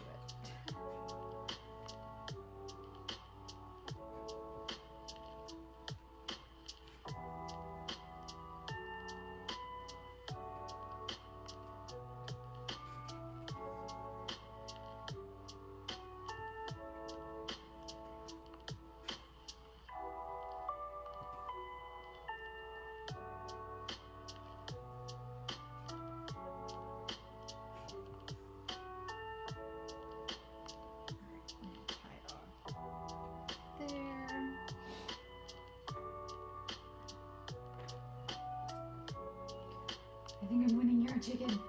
And that is somehow more anxiety inducing.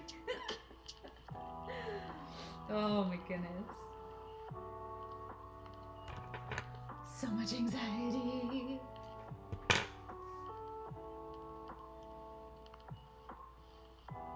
Somehow it escaped before it escaped? What? How did that even happen?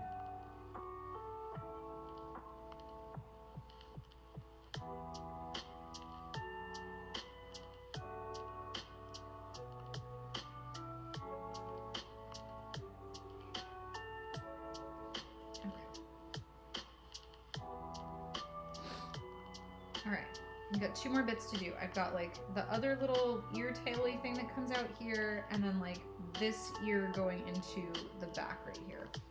Let's do this one piece that's like way out here first.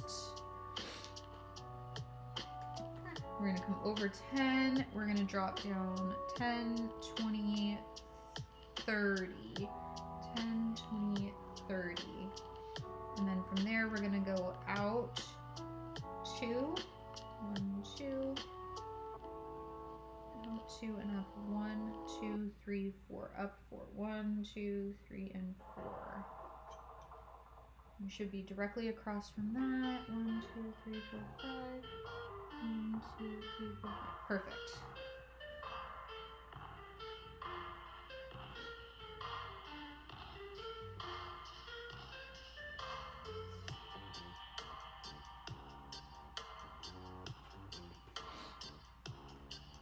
Shady Pokemon community game. Shame on you, community game.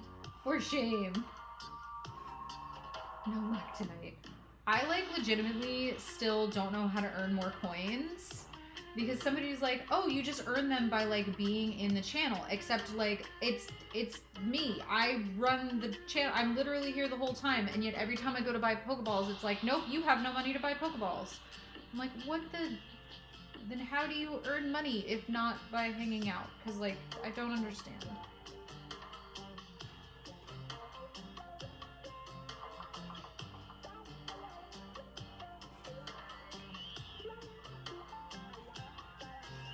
I watched a guide. It's by chat. Oh, it's by chatting. Well, then I lose by default.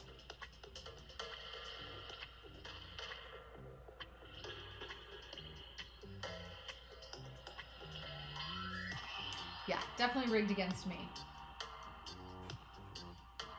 That's okay.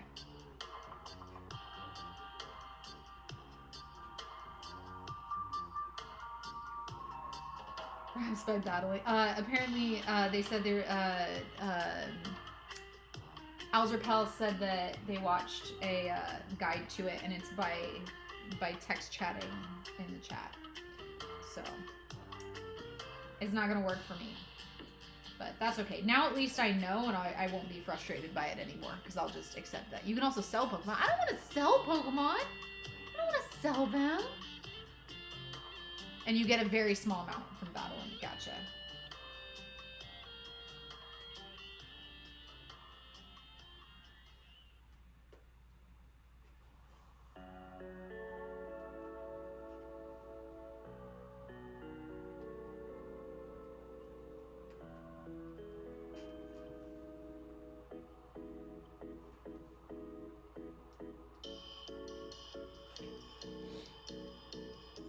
Funny coming from someone who sells Pokemon patterns. I mean, that's different. That's different. I'm selling them so you can have your own too. There's so many babies away. I should have looked it up. Oh no. What is this Pokemon? This is Glaceon. It doesn't look much like a Glaceon yet, but it will, I promise. We will get there.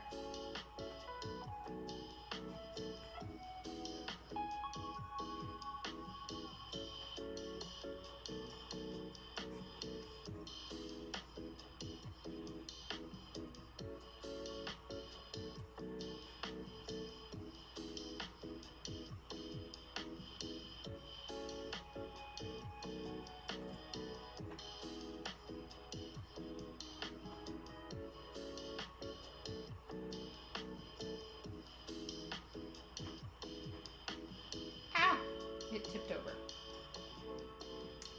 Okay, seriously, the thread is not wanting to be friends with me right now. It's very argumentative, and I'm finding it quite rude.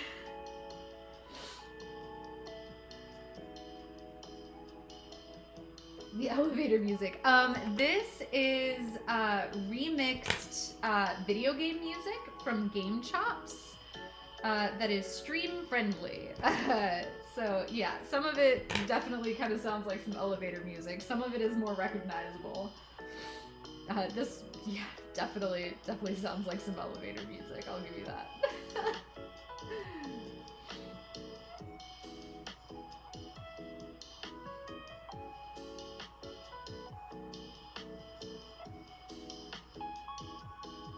I get a Baniri that way. It's one of my favorites. Aww! Yay! It's rehoming them. Yeah, exactly. When I sell my patterns, I'm rehoming them. I'm allowing them to multiply. You grind up into candies and feed them to others. Oh my god, Pokemon Go. I've never heard it described like that. That's a little bit horrifying and also extremely accurate. And you can also trade one every 3 hours. And when you trade goes away and you instantly get a random one. Oh, that's kind of cool. I just got an Orbeetle through a Wonder Battle, or a Wonder Trade. That's awesome. My cat is saying hi. She sees your hand moving and thinks it's playtime. Aw, that's cute. I won the chicken race. Oh my god, you won the chicken race. See, everyone else is avenging me tonight because the thread is not being nice to me. Okay, we're going over 30. 10, 20, 30. We're going down 10, 20. I'm starting there. We're gonna go out one, that way one, and then we're gonna go 1, 2 down, 1, 2 down. There we go. That's where we're gonna start. No, that's not where we're gonna start. What the heck are you doing, Elle? That's not where we're starting. I'm starting at a different part. Ignore that. Okay, we're gonna go out 30. 1, 2, 3. That's 30. We're gonna go down 10, 20. 30. We're going down 30. 10, 20, 30. We're gonna go all the way down to here. And then we're gonna go out 1, 2, 3. 1, 2, 3. Perfect.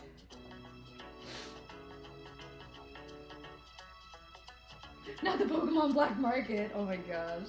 Oh my gosh, y'all. You guys are killing me with the friggin' those Pokemon. Oh my god. Oh, you're a breeder. I am. I'm a Pokemon breeder, okay? That is what I do here. I just help create the patterns and then I sell them to you so you can multiply them across the world. My master plan. Fill the world with Pokemon.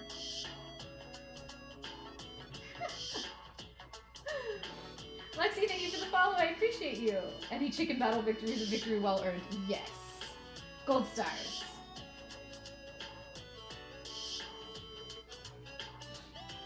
Leah, thank you for the follow. I appreciate you.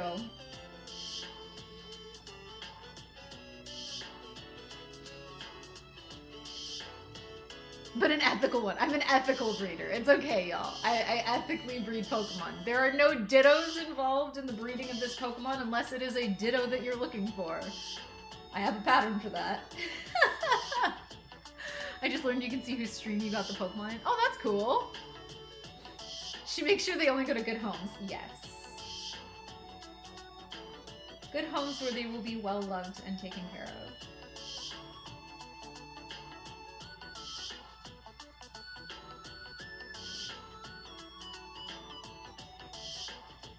Alright, 1, 2, 3. 1, 2, 3. I'm gonna jump up 2. There, 1, 2, 3.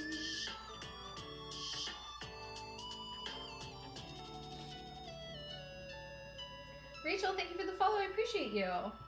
Home is awesome. I'm currently playing Scarlet and Pearl. Very nice. Very nice. I need to charge my Switch so that I can play Violet again because they've had like some new stuff come out and like some new stuff that you can do. And I never fully finished the storyline actually. I got close. I'm exploring Ground Zero or Area 0. But yeah, I haven't technically finished it because we had the big move like in the middle of it. We had a really big move like at the end of last year, beginning of this year. We moved across the country and like I feel like my life has just kind of been chaos since then and I haven't like fully settled back down. So I'm like figuring out how to do that still.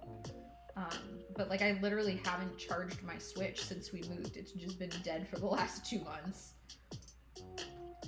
So I need to do that.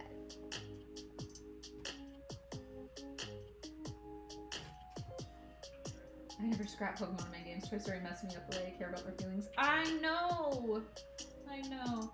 I'm going to make another TikTok later showing my completed work. Yes! Do it! Show off your accomplishments. Kelly, thank you for the follow. I appreciate you.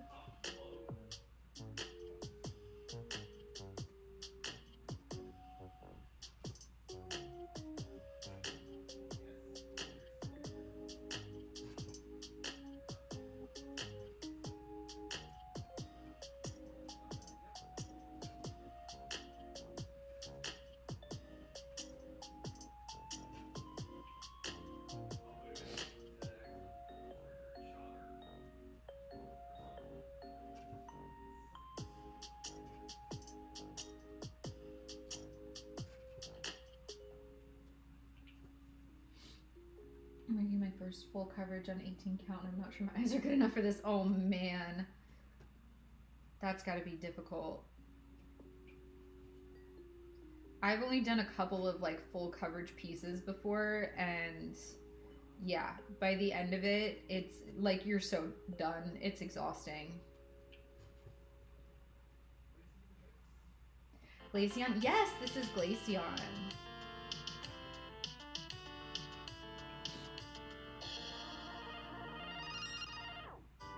It shows who caught the Pokemon, what stream it was on when you check out the Wonder Trade Pokemon. Oh, that's super cool.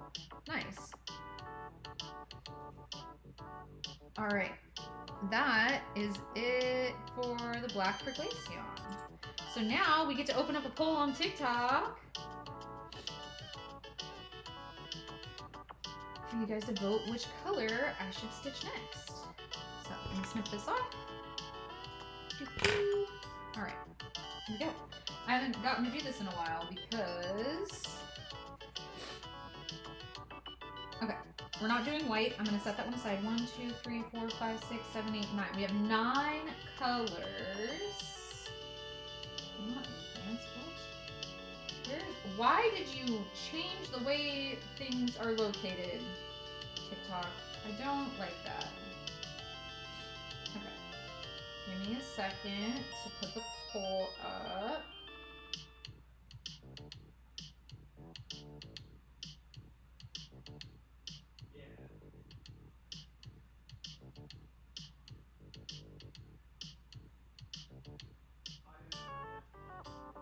I said there was 8, right? No, I said there was 9.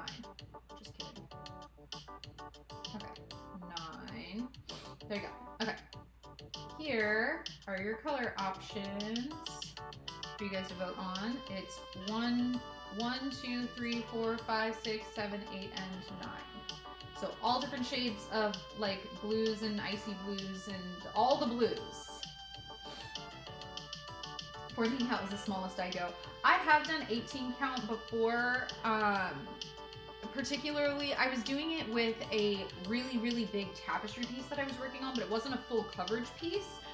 But I couldn't do it in 14 count because I couldn't buy a big enough piece of fabric without like having to buy it in bulk. So I did it on 18 count, and it still was 1.5 feet by 3 feet on 18 count. Wait, can I not vote? You should be able to vote. There's a poll down at the bottom. You should like be able to click the poll down there, and then you should be able to vote 1 through 9 which color you'd like to see. If you are over here on the purple app, you cannot vote. I apologize. It doesn't like me, and it doesn't want to let me do the polls, and like it was acting up earlier today. I don't know. It's kind of a pain in the butt. So you guys get the Pokemon community game, and you guys get channel rewards and like things like that that you can redeem. All they get is the poll. All they get is the poll.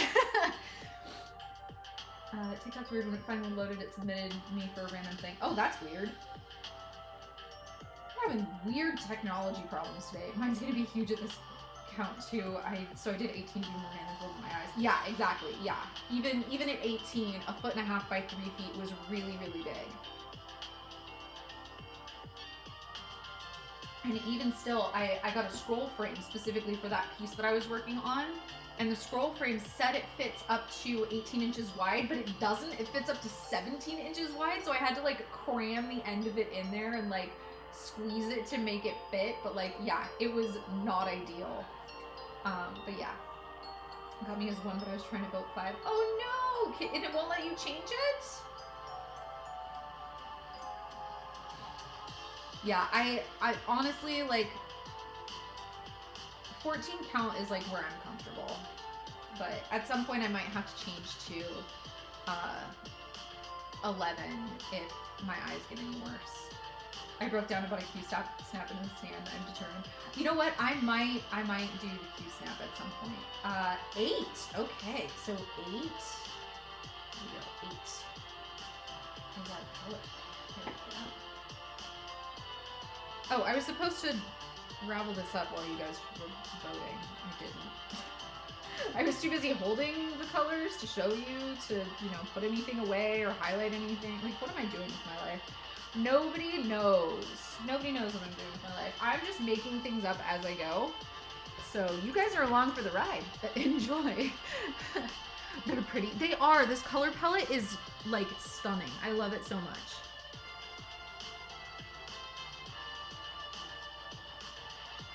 Okay, I need to highlight whatever you switch.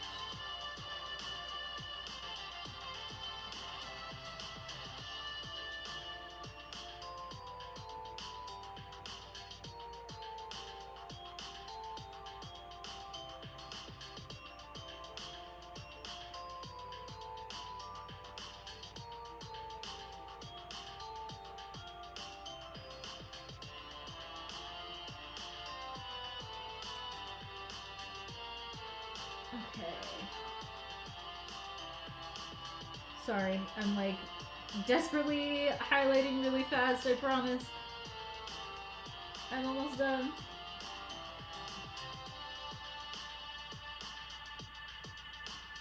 Ish. I'm almost done-ish.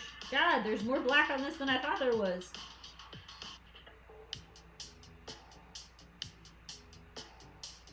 Okay, I just gotta do the pause. 1, 2.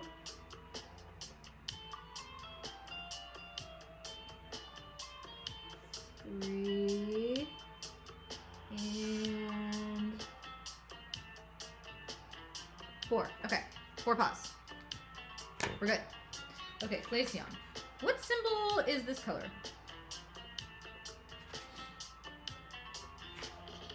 That one. Okay. Here we go.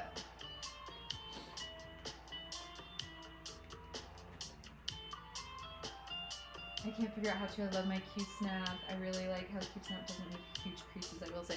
You know what? I might have to try it at some point. Like, everyone I know who's, like, tried them, like, really, really likes the Q-Snaps. So, like, maybe I need to break down and try it.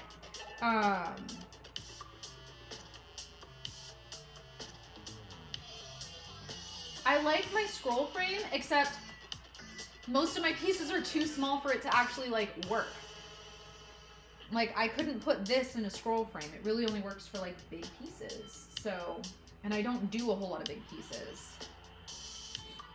Does everyone have their Chaos train tickets? Where do you get your string? I buy my floss from, like, Michael's or Joann's, usually. I use DMC brand, and then I put them on bobbins myself when I get them home.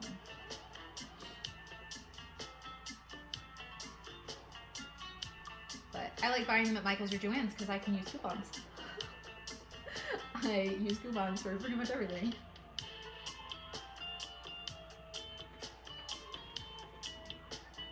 I honestly don't use a frame or a hoop. I found them annoying and just kind of never use them. You know what? For years, I did not use a hoop. It's totally, totally doable to not use a hoop. So, like, I always tell people, like, when they're first starting out, and they're like, oh, what do you need to start? I'm like, all you need is a cloth, floss, and a needle. That's it. You don't need anything else. Everything else is optional. Bless the coupons. Yes, bless the coupons. I love spring tension hoops. You know what? I have a vintage spring tension hoop, and I have never used it. I'm actually a little bit terrified of it, but then again, like, it is a vintage one. So I'm like legitimately terrified of it.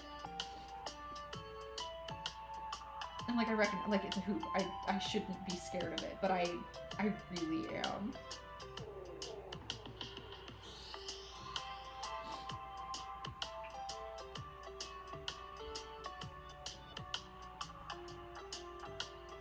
Potato Art Studios, hello and welcome welcome.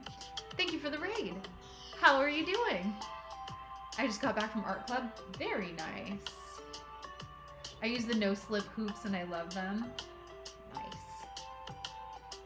What's the counter for? My counter is for how many times the thread has won against me. It snapped on me twice in the last couple streams.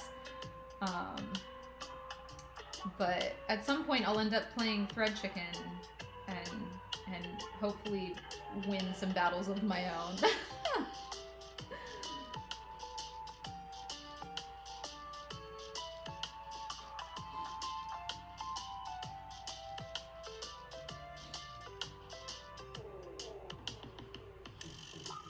I tried to use the scroll, but the middle was so floppy. You know what? That is something that I found with the scroll as well. The middle does get a little floppy over time, so like I would have to like tighten it a lot.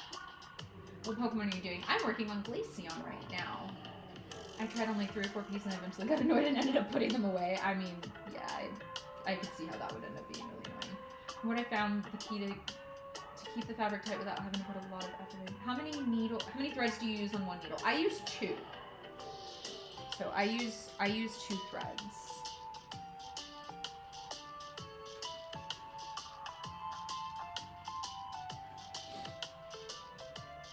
I Are you planning on doing the entire evolution tree? Yes, I am.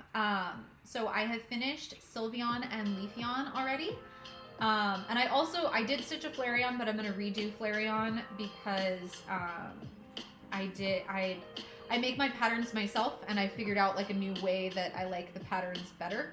So I'm gonna redo that one and possibly Syvleon at some point, but because I changed up my designs. But yeah, I do plan to make the entire evolution tree. I actually intend on stitching the entire first generation of Pokemon. It's a whole project. It's a whole thing. But yeah, so this is what I do on lives a couple times a week is I come on and I stitch some Pokemon. We hang out and chat and yeah.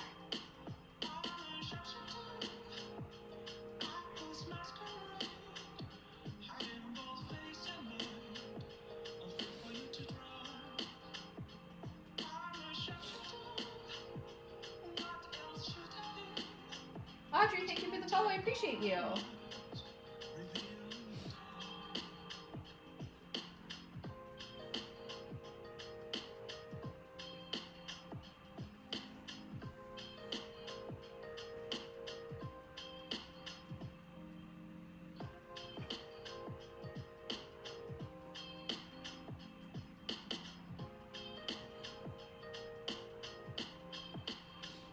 What do the backs usually look like?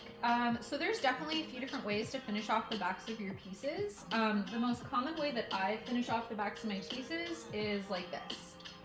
So I cut the fabric about an inch or so out from the edge of the hoop, and then I cut a bunch of slices in towards the edge of the hoop, and then I just stitch them all together so it stays nice and tight and closed like that, and it'll lay flat when it's on the wall. But there are definitely other ways to finish off the backs of pieces. If you go to my profile and look at my cross stitch and patterns playlist, I did make a couple videos a while back showing different ways to finish off the backs of hoops and stuff. I think I showed off like 3 different ways to finish off the back of the hoop, and that was one of the methods that I showed off, and then I showed off a couple others. But yeah, there's a few different ways to do it. I hope to see more Pokemon stitches soon. Aw. Thanks. This is what I do. Come hang out with y'all and stitch Pokemon.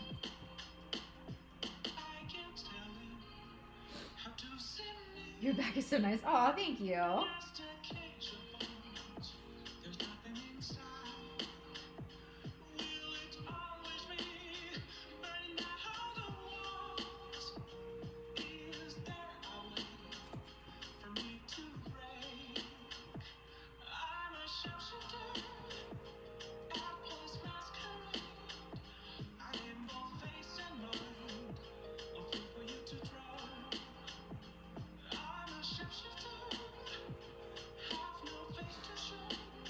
Your patterns? I do. I sell them through my Etsy shop, and I also have a Patreon. So if you're looking to get more than like 2 patterns or so, definitely check out the Patreon. That might be a better fit for you, because I sell them at a discount to give you access to like the entire library of patterns that I have made.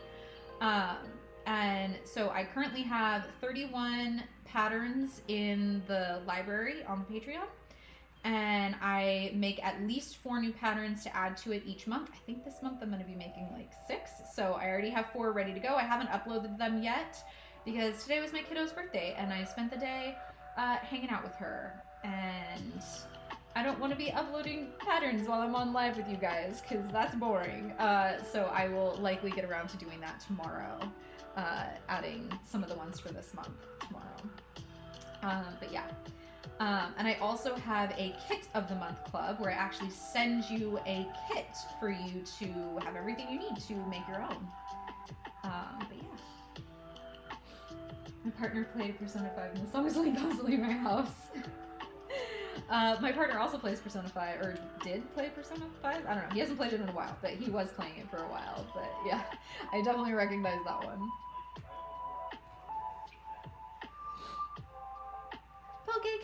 Catch the Pokemon. Sorry, I get hyperactive for like no reason. Is cross-stitching hard to learn? Absolutely not. If you go, there's a link in my bio where I have a how to cross-stitch kit that I put, or how to cross-stitch kit, how to cross-stitch guide. Those are the words I'm looking for.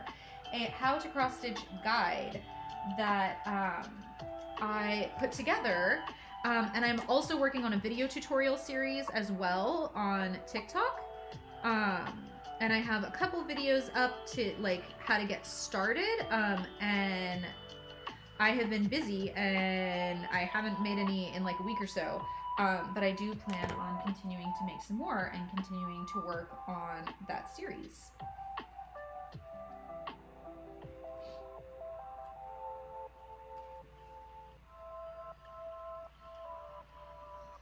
Persona soundtracks are so good. Yes. Yes, they are. I'd love to learn, but it looks so hard. It's really not that difficult. It looks a lot more difficult than it is. Yeah, I definitely recommend checking out the how to cross stitch guide that I put together. Glaceon, it is Glaceon.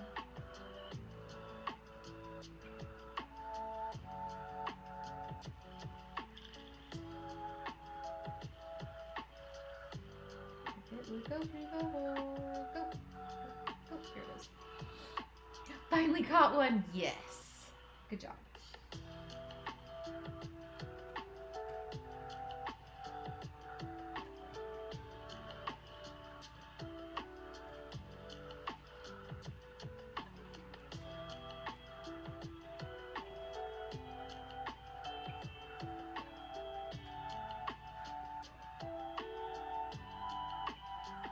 Is it easier to start with the outline, or how do you know where to start?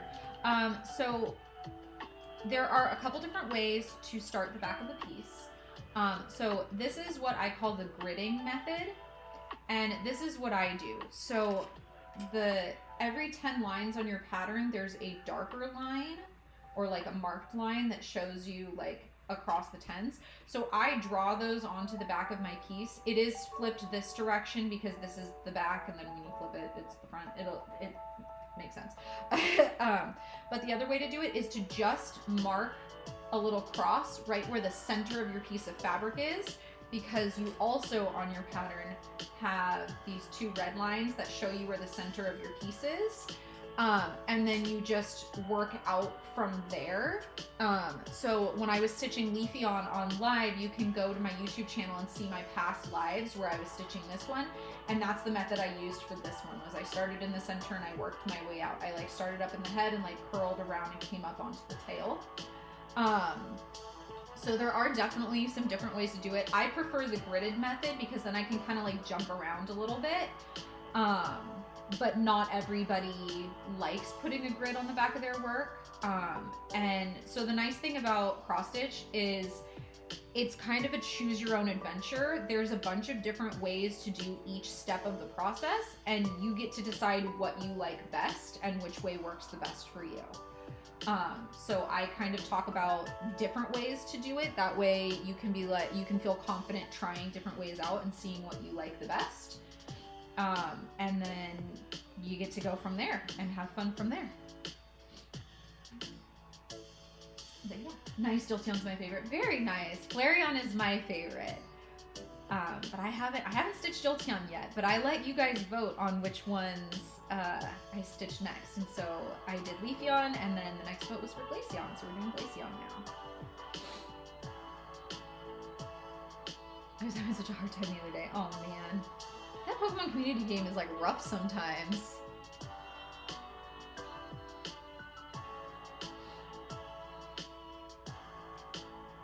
Wolf Lover, thank you for the follow. I appreciate you. And Linda, thank you for the follow as well. I appreciate you too. Yeah, that looks easier. I mean, that's my personal, I think it's easier. But like I said, everybody definitely has their own like personal style and what they like to do. So.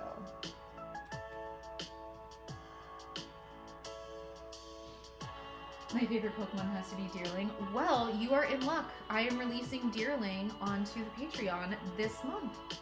That is one of the March Pokemon, because I was like, oh, it's spring. We're releasing a spring Deerling, because you gotta, right?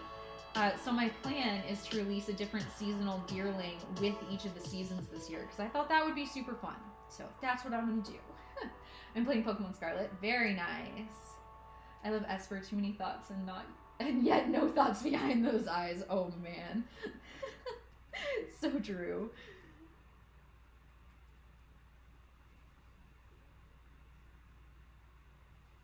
How much is your Patreon?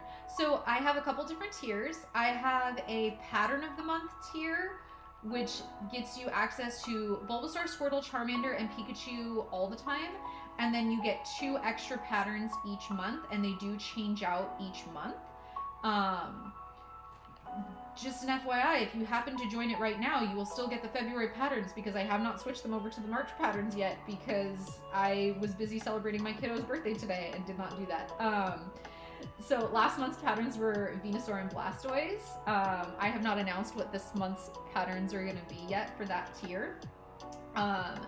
And then I also have a full library access tier for $12 a month. I currently have 31 patterns up there. I add at least 4 more each month. This month I'm going to be adding, I think, like 6. Because I feel really bad that I didn't think about Shaman when I was thinking spring Pokemon, and Shaman should have been in the mix there. So I'm gonna make Shaman, and I'm gonna make a bonus one as well.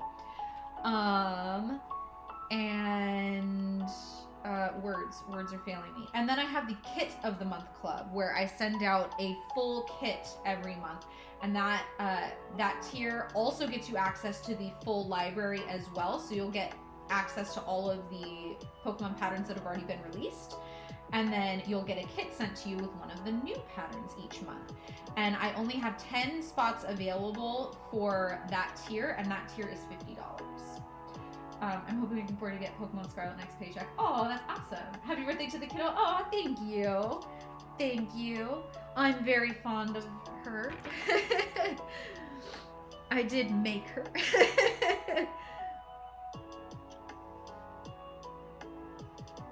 But yeah,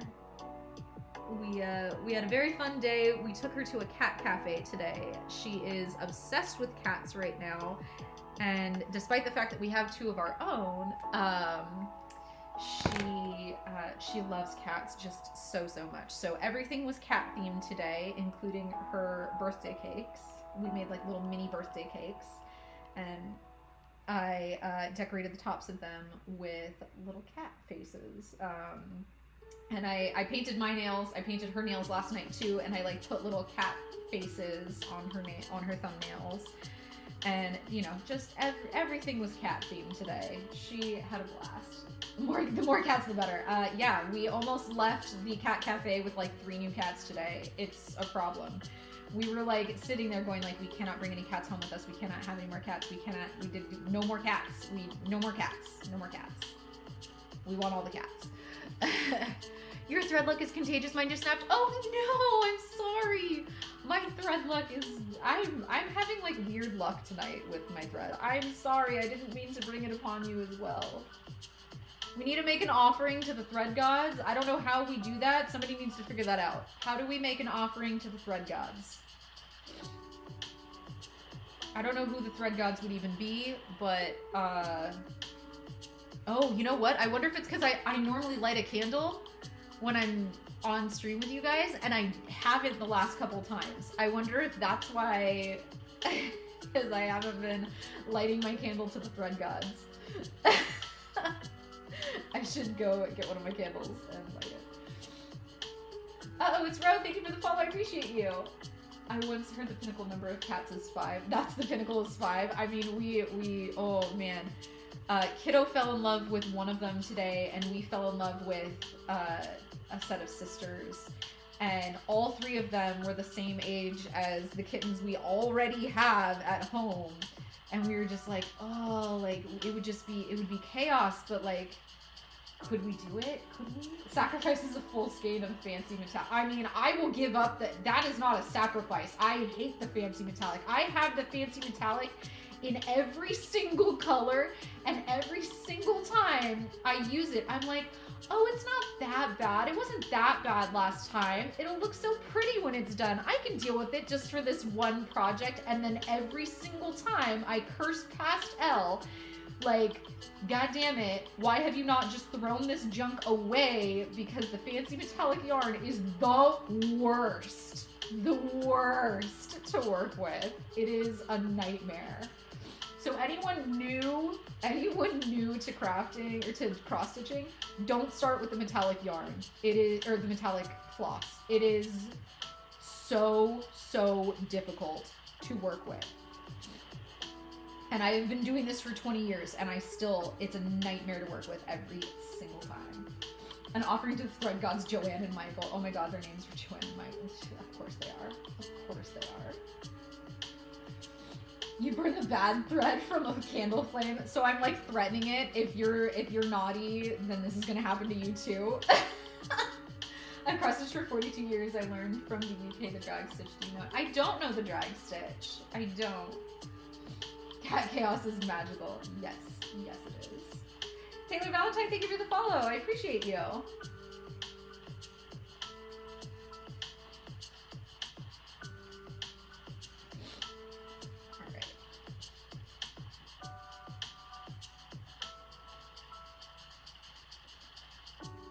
Feed it thread ends like calcifer and the egg leftovers. Oh my God. Okay, I don't know if I've ever showed this to you guys on stream. Hold on, let me tie this off before I forget to tie it off, because I will absolutely do that. Hold on. Hi, August. How you doing, baby bear? You're such a sweetie pie. Okay. So I save all my thread ends, and I have been saving them for years. Okay, so I have this full of thread ends, and I have a bigger one that is very full and overflowing because stuff keeps jumping out of it. But I have literally been saving. Look, there's even some metallic in there. Don't use it. Don't use it. It's a nightmare. But yeah, I save my thread ends for sure. I play video games and I do beadwork. Oh, very nice. It's supposed to go to the gods as new, so that way they can use it to make more thread. Ah. Drag stitch. Snip the mistake, unravel it, take a thread and loop it. Slide it to bury your mistake. Snip the mistake, unravel it, take a thread and loop it. Slide it to bury your mistake. I am trying to follow that, and I feel like I would have to see someone do it to like wrap my head around it. So they can stitch more stars in the sky. Okay, that's really cute. They can stitch more stars in the sky. I can tell I haven't worked in metallics in a while because my reaction is, it's not that bad. Yes, that is always my reaction. In fact, even my brain right now, as I'm telling you don't do it, is like, ooh, I should do another project in metallics. It's been a long time since I've done it. It's not that bad. It's the worst. It's a nightmare. And yet I keep doing it because when it's done, it's so pretty. It turns out so good if you can just fight it. You have to know that you are going to be fighting the thread every single stitch of the way, and not like I'm fighting it here. You know what? I'm gonna have to do a piece with metallics to show you guys at some point, because it is gorgeous, but God, is it a nightmare. August, the underside of my desk is not a scratching post. You do know that, right? He's like, yeah, but I don't care. Hi, baby. Oh, hi, fluffy baby. We almost brought you 2 new sisters today. 3 new sisters. Charlotte wasn't gonna leave without that one.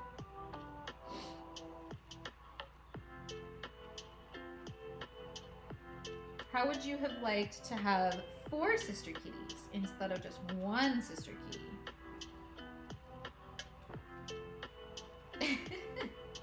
We would have multiplied the chaos in this house times a billion.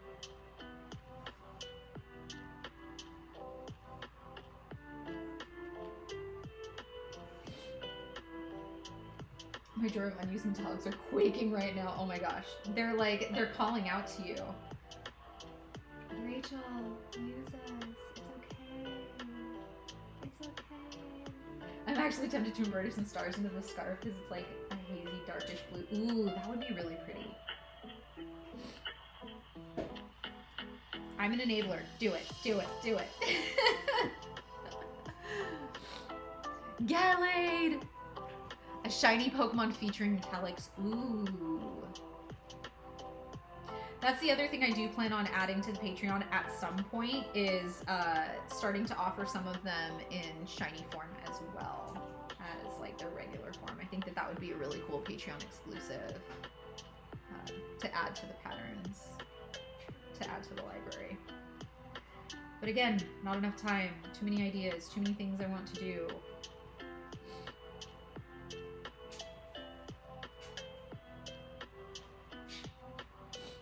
I have a lot of my finished paint projects in my 2000 mountain to make up to. Very cool. You're the second stitcher here that doesn't understand Draxic. It will save your life. Okay, I will have to look it up. I just don't know what I use because I don't have a yellow yarn. I just had a mini heart attack. Uh-oh, what happened to Tenchi? Dash Cross, thank you for the follow. I appreciate you.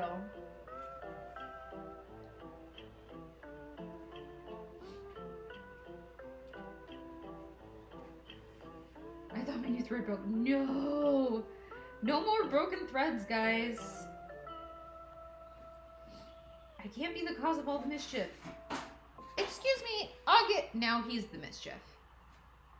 He's over there knocking crap off the thing. Dude, seriously? Our school center's set up on the other side of the room, and he's over there, like, walking across it, just knocking stuff over. Like it's not important or something, sir.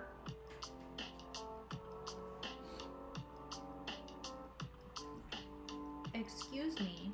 May I help you? Come here. I want to pet you.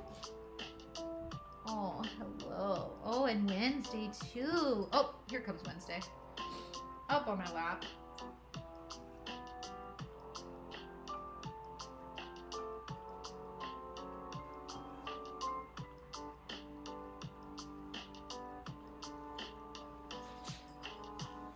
After I finish the goats, I have 3 massive projects. I'm going to force myself to make significant progress on one before starting anything else.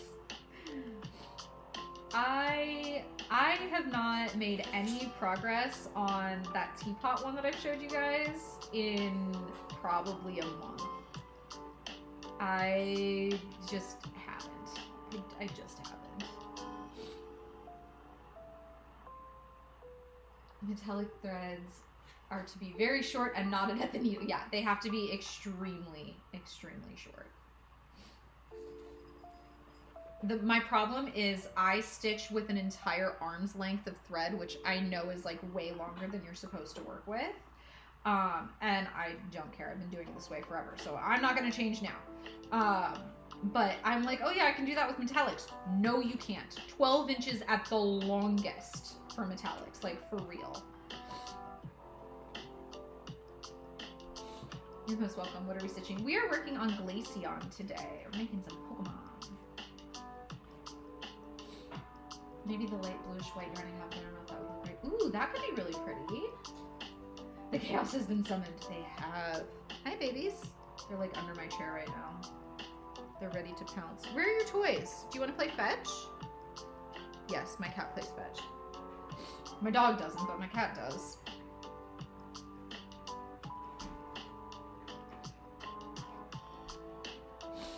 Does it get tangled or knotted? Is that why?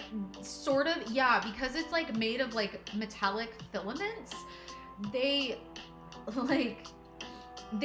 not like as flexible as like regular floss because the fibers are just so different. And yeah, they just tangle and knot and like so easily.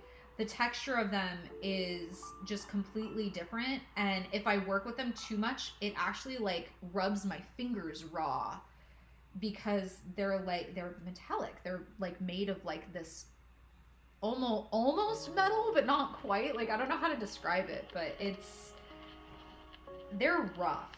God, they look so good when they're done.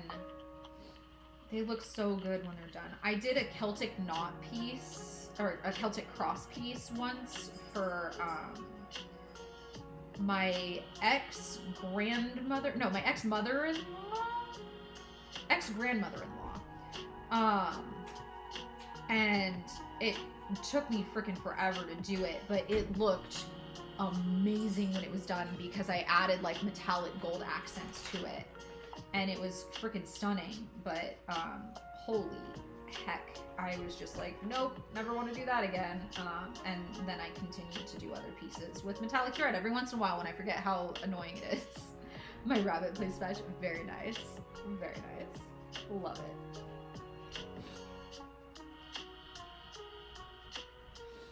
Maybe the loop start method would make metallics easier. Maybe. I'm not sure. I got press-ons today and I put them on, so I'm gonna have to a blast trying to figure out how to do my Eevee when it gets here. Ooh, yeah, that's gonna be fun. It's okay. You'll figure it out. Time to wake the boys. I'm gonna highlight a bit so that I don't lose track of what I've done.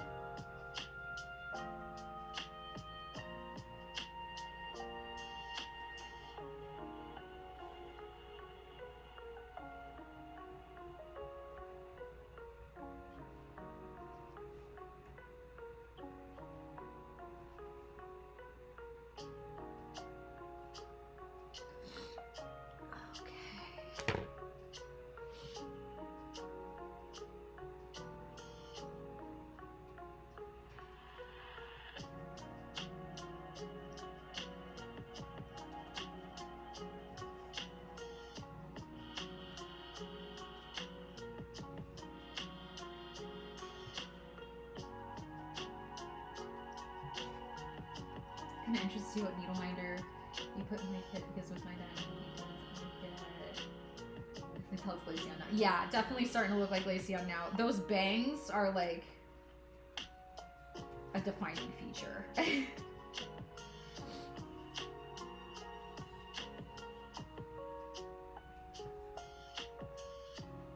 I don't know why, like, whenever I see Glaceon with the bangs, I always think of, like, Zoe Deschanel. Like, I don't know why, but, like, if Zoe Deschanel was a Pokemon, she would be Glaceon. Excited to see what, cover Miner again. Oh, very nice. Very nice. I mean, Miner always, like, the little felt hearts, and then I try to color match them-ish. To go with whatever Pokemon they are, so, you know, I try and, like, I try to color match, like, as much of my kits as possible, including, like, I have a whole bunch of Baker's Twines in different colors, so, like, I'll try and, like, match the Baker's Twine that goes on the outside of the package and, like, stuff like that. Because I'm like that. I don't know why I'm like that, but I am. But yeah. Love me some color coordination. Yeah, exactly. I'm like, it makes it feel like a cohesive, like, the felt color that I pick to put on the back, like, okay, so I don't typically put felt on the back of my pieces to, like, cover the back up. But when I make kits, I do include the piece of felt to put on the back, and so I try to color match that as well. Like, so this one, I would have included, like, you know, probably a dark green heart and then, you know, a green back to put on it. But, you know, that kind of thing. Glaceon would get some lovely blues. And obviously, like, I can't color match everything. I wish I had more shades of tissue paper because, like, there's been a couple orders. Like, somebody ordered a Vulpix, and so I, like, pulled out my red tissue paper and, like, used my red tissue paper on that. But, like, I don't have a whole lot of colors. And somebody ordered a Vaporeon, and I did, like, some blue tissue paper. So, like, I would love to be able to, like, fully color coordinate the kits, but, like, I don't have enough stuff for that right now. But someday I will fully color coordinate my kits.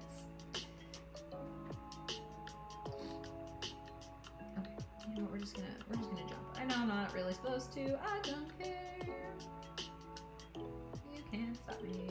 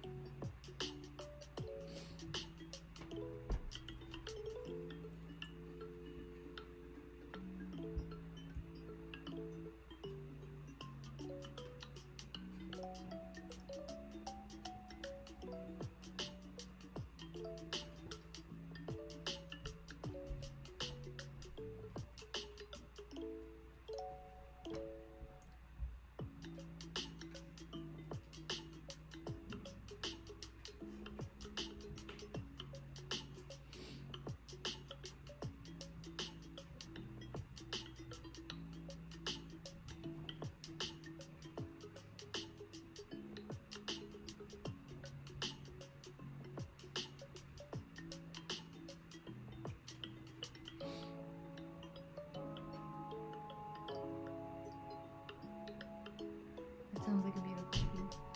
Dollar Tree has big packs of all the colors. That's where I get mine. I should hit up a Dollar Tree again. I think I've only been to Dollar Tree like once since I got here because it's like not super close to my house.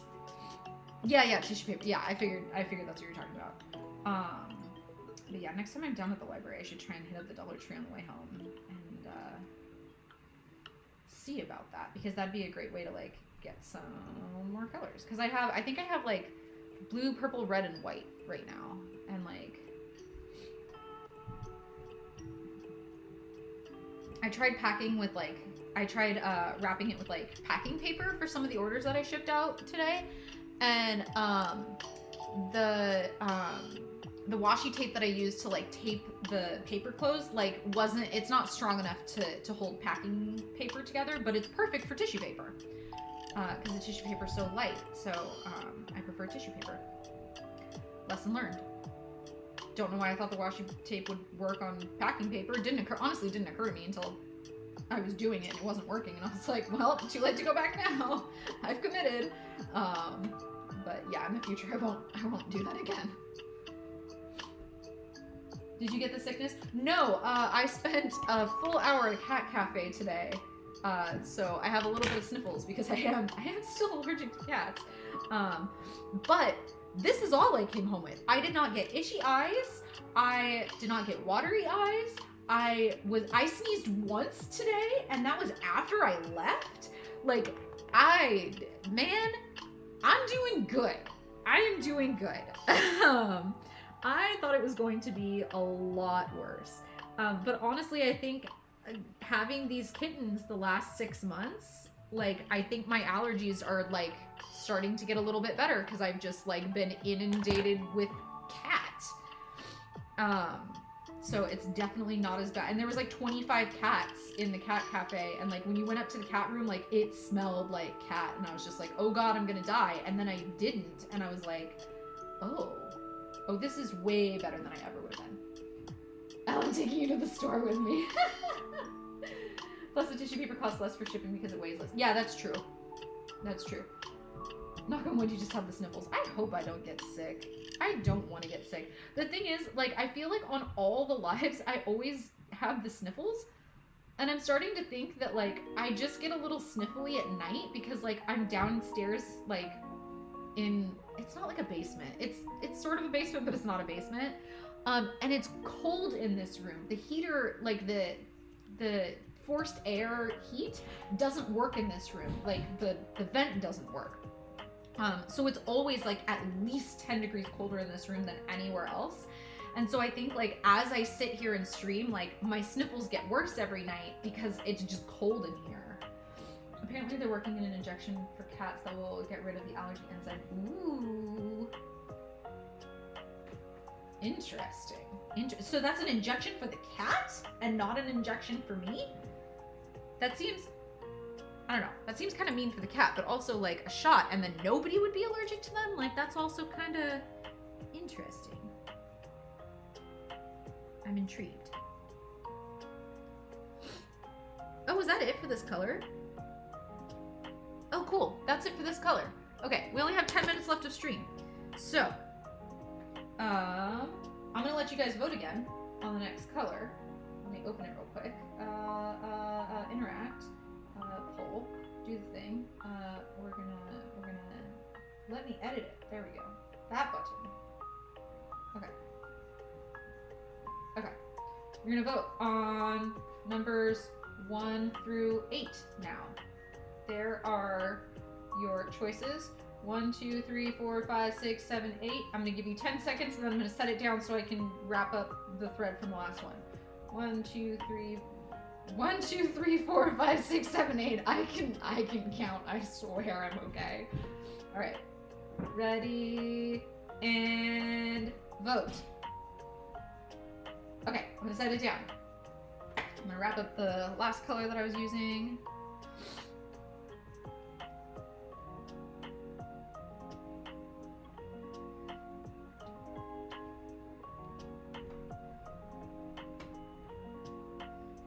I can't believe it's already like 10:20.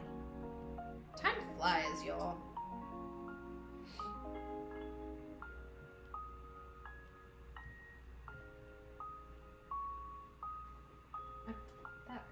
done. Sip of tea. First voter, nice. Alright, sip of tea. Okay, wrapped up the last color. Here we go. I probably won't be able to finish whatever this color is tonight, but I will continue on with it on the next live.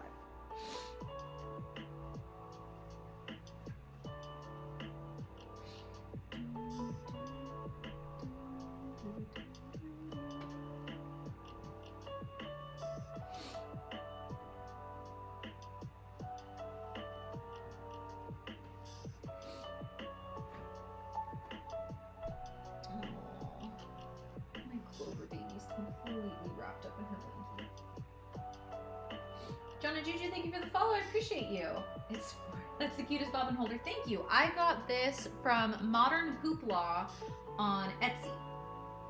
And it's super cute and I love it. And it has like a magnet here for you to like use as a needle minder if you don't have like one on your hoop. But I love keeping like the floss for whatever project I'm working on like out and handy. And plus this fits like perfectly in my little sewing kit box thing. So like even if I'm like on the go, I can just like, it like literally fits perfectly in there. So I can just like pop it in my box and like bring it with me. And then I'm not like rifling through my box every time looking for like whatever number I'm looking for. Or whatever, yeah, floss I'm looking for. Okay, so number 5. 1, 2, 3, 4, 5. Here we go. Oh, that one fell out. You jumped out. Stay in there. Okay. It's amazing. I want one. I just have a little tin for work in progress. Nice. Did you get decent fabric for Glaceon? I did. Partially, I was like, I need new fabric now. And partially, I was like, oh shoot, I'm packing 5 different kits. And I had been planning on using the fabric that my partner had picked up from the store, but after I used it in the live, I was like, there is absolutely no way I'm sending this fabric in any of these kits. I need to go get new fabric now. And I had placed an order for an entire bolt of Ida cloth, but it wasn't gonna ship in time. And so I ran back out to the store and I got like one more pack of regular Ida cloth so I could put all my kits together and have some for myself until my giant bolt ships. So I got the email alert today that the bolt shipped, but I also shipped out all of the pattern or all the kits today. So yeah, it's this week has been wild, y'all. Like for real. 598. It's gonna be that one. Okay, we're gonna start right in here.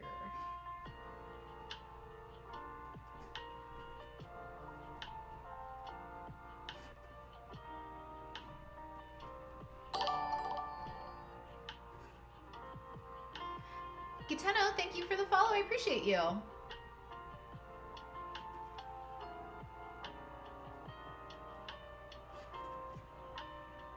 Peach flavored arrows, thank you for the follow. I appreciate you too. You should check with the cross-stitching community to see if there's anyone who likes that fabric. You know what? I was thinking about like some different things that I could do to like get rid of that fabric that I don't like. And I think what I might do is our local library does like a ton of like kits for kids that they put together, like kids and teens, where they're like make and take projects. So I might end up just donating that whole big piece of it to them and see if they want to like turn it into like some cross-stitch kits or something like that. So I think that might end up being what I do with it, because I don't want to work with it. It's not gonna work for me. And like, because I already cut it, like I'm not gonna take it back to the store and be like, guys, take this back, please. So I think I might just end up donating it to our local library, because they do that kind of stuff. I can't break kitty law. I'm trapped by a 3-year-old kitty who's passed out. I mean, hey, my kid learned that the hard way today. That cat fell asleep on her lap and she was like, I can't get up. And we're like, no, you can't. It's the law. And so straight up, she picks up the cat, moves it off of her lap, and immediately this 6-month-old cat puts her paw out on top of kiddo's lap and is like, no, and then climbs right back into Kiddo's lap and falls asleep again. And my kid is like,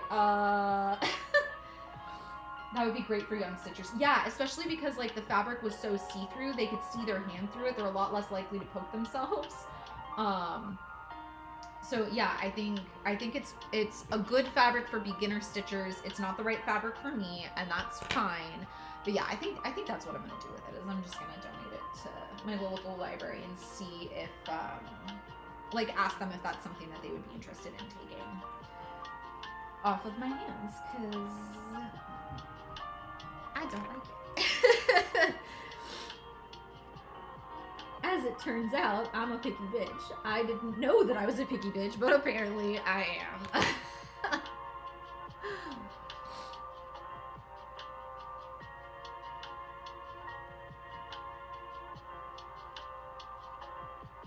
If I said that to my partner, he'd be like, you didn't know? I used to, like, I really used to be like, I'm not a picky eater. And then I realized I am an incredibly picky eater. However, I also am a people pleaser. So, like, I will be like, yeah, we'll go to whatever restaurant you want. And I will look through an entire menu, but I will only be able to eat, like, one thing off the menu. But I will find something that I can eat. And so I was always like, oh no, I'm not a picky eater, because like I could always find something, but no, I'm incredibly picky.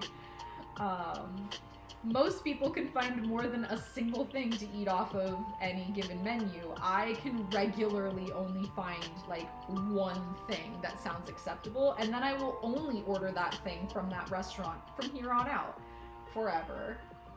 Every restaurant, there is a single order, and that's it. Cat love's a thing people don't believe us. It is absolutely a thing, and my kid learned that the hard way today. Did some thread get pulled through the last stitch in the short black line? I will take a look. It might have.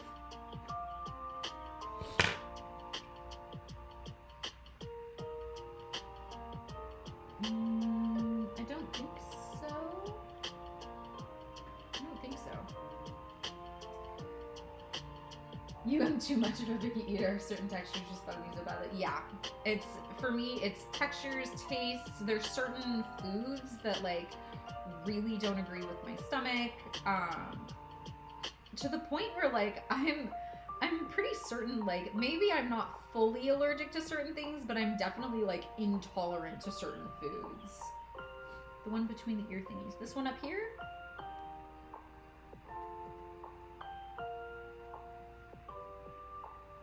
Between the ear thingies. I'm not seeing anything sticking up.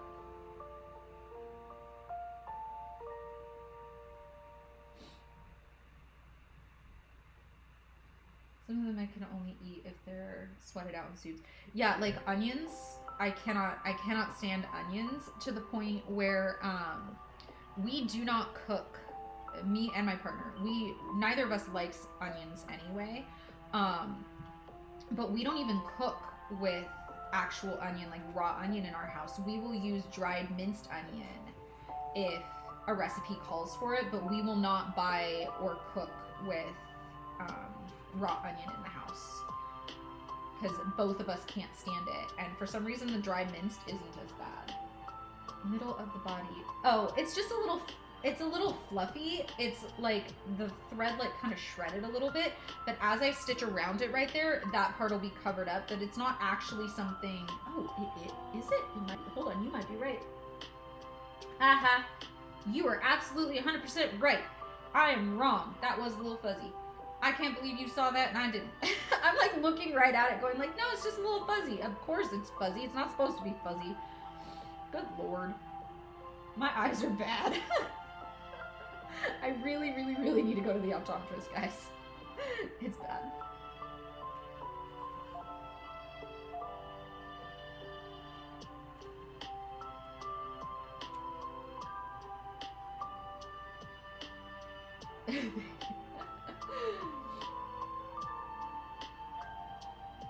Which evolution is this? This is Glaceon. My boyfriend hates onions, but I love it.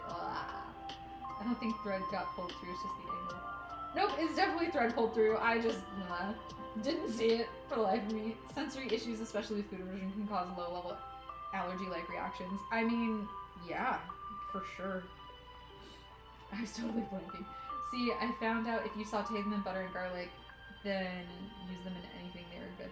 I mean, that's the thing is, like, even cutting onions gives me, like, migraines. Like, even if somebody else is cutting the onions, it gives me migraines. So, like, that's a part of it, too. So, like, if they're already dried and minced and everything, like, all I have to do is scoop them and throw them in the thing, and then I don't have the headaches beforehand, and they add a little bit of flavor without, like, the texture of them in the food. So, yeah.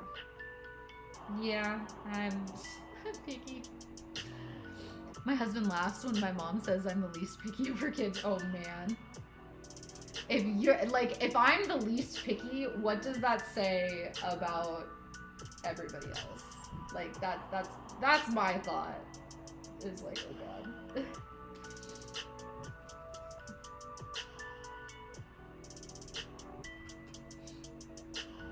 It's the smell. My mother-in-law, too, and itchy hands if she's handled raw, but cooked is fine for her. Yeah, I don't know, man. I have a Pampered Chef hand food processor, so I just order them. Nice. I have celiac and dairy allergies, and I'm not picky except for avoiding those things. Both my partner and my kiddo are... kiddo is, like, full allergic to dairy. Partner is just very lactose intolerant. But yeah, so we just keep everything dairy, like, we have dairy-free options for everything in the house, so we always cook with non-dairy butter. We have, you know, almond milk and stuff like that, and, like, honestly, the substitutes for non-dairy nowadays are actually, like, pretty good. But me and the older kiddo, we can have dairy, so we still keep dairy in the house for us. Just, we don't bother with butter, because, like, why bother having two different kinds of butter? But I don't like the milk substitutes for, like, cereal and stuff like that. So I keep whole milk around for that, and she'll use that too. I have a lot of allergies and food aversions, and it's sometimes hard to tell which is which. Yeah. For years, I thought I was allergic to cinnamon, and it turns out I'm allergic to cardamom. And the reason I thought I was allergic to cinnamon is because cinnamon and cardamom are often paired together when they're cooked and things. So, like, when people make pumpkin pie, they often put both of those flavors in together. So for years, because cinnamon is the overwhelming flavor and stuff, I thought it was cinnamon that I was allergic to. And so I have developed a food aversion to cinnamon because I so strongly associated it with having an allergic reaction, and I thought that it was the cinnamon. So now, even when I bake stuff myself, like if I make a pumpkin pie and I know that I didn't put cardamom in it because I don't even keep cardamom in the house, I still sometimes cannot eat it because that food aversion is so deeply ingrained in me that, like, even smelling cinnamon will make my stomach turn, and it's annoying. But, like, what am I going to do about it now? It's too late to go back and be like, tiny me, it's not cinnamon, it was cardamom all along. But, yeah. Night terrors and gastrointestinal issues for dairy for me. Especially in, like, pumpkin spice blends. Yeah, exactly. Yep, pumpkin spice blends. I can't trust anything. Anything that on the back of it, when they list spices, I can't trust any of it. I just don't. I don't even play games with it because I'm like, if there's cardamom in it, like, I will have an allergic reaction. So it's not worth it. It's a clove and has the wrong thing happen. Yeah. Can you handle molasses? I can do brown sugar, but I don't know if I've ever had, like, straight molasses. I don't think I've ever had straight molasses. Clove is common with pumpkin spice family too. Yep. Cloves, nutmeg, allspice, cardamom, cinnamon. All of those are, like, in the same flavor profile family for fall. I knew someone who's from India and allergic to a lot of the spices I use. Oh, that sucks. It's so hard to be allergic to something that is like so common in your culture's cooking and stuff, you know? She owns and runs an Indian restaurant. Oh my gosh.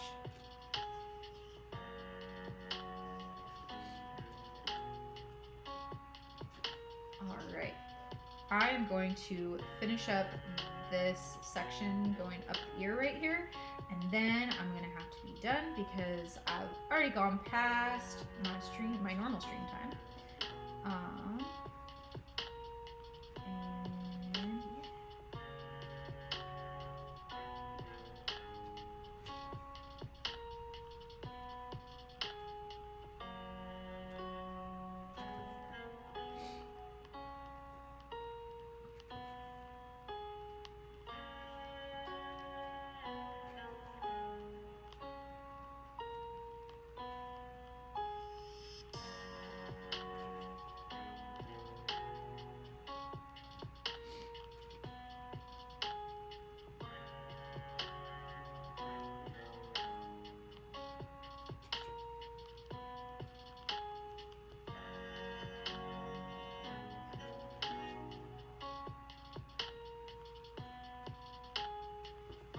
alright. Okay. So that is Glaceon done for my wife is allergic to strawberries, but if you say I have an allergy, she takes it so seriously. That's the thing I love. Like when I go into a restaurant, I'm like, look, my kid has a dairy allergy. It's a legit allergy. I like how seriously a lot of the places will take it. I'm allergic to lavender and apricots, and it's crazy hard to find bath products without them. Oh my gosh, lavender is in all of the bath products. I'm reaching out to Spoiled Dirty Rotten. She makes awesome bath bombs and stuff. Armelin, thank you for the follow. I appreciate you. All right, so it is the end of the stream, and even though I hate doing this part, you know, I got to tell you all of the blurby nonsense at the end. So if you duck out, I promise I won't be mad. I understand. Fresh Little Lemon, thank you for the follow. I appreciate you. So first things first, I do want to thank my patrons so very much. You guys are amazing, and I do have some new patrons tonight, so I want to say a special shout out to Melanie, Giordan, and Kaley. Thank you so much for becoming patrons today. You guys are amazing. I love you guys so much. Shout outs to the rest of my patrons: Alexandra, Chelsea, Shirley, Lynn, Amber, Lisa, and Demented Lemming. You guys are amazing, and all of you help me continue to be able to do this. And I love doing this. You guys make it possible for me to continue doing this. So thank you so much. You guys are wonderful. So for this next bit, I'm gonna say, check the link in the bio. So if you are over on Twitch, that is the link that I am talking about. If you are here on TikTok, the link is in the bio. So if you would like to learn how to cross stitch, there's a link in my bio that goes to my how to cross stitch guide that will walk you through step by step everything you know to get you started, everything you need to know to get started with cross stitching.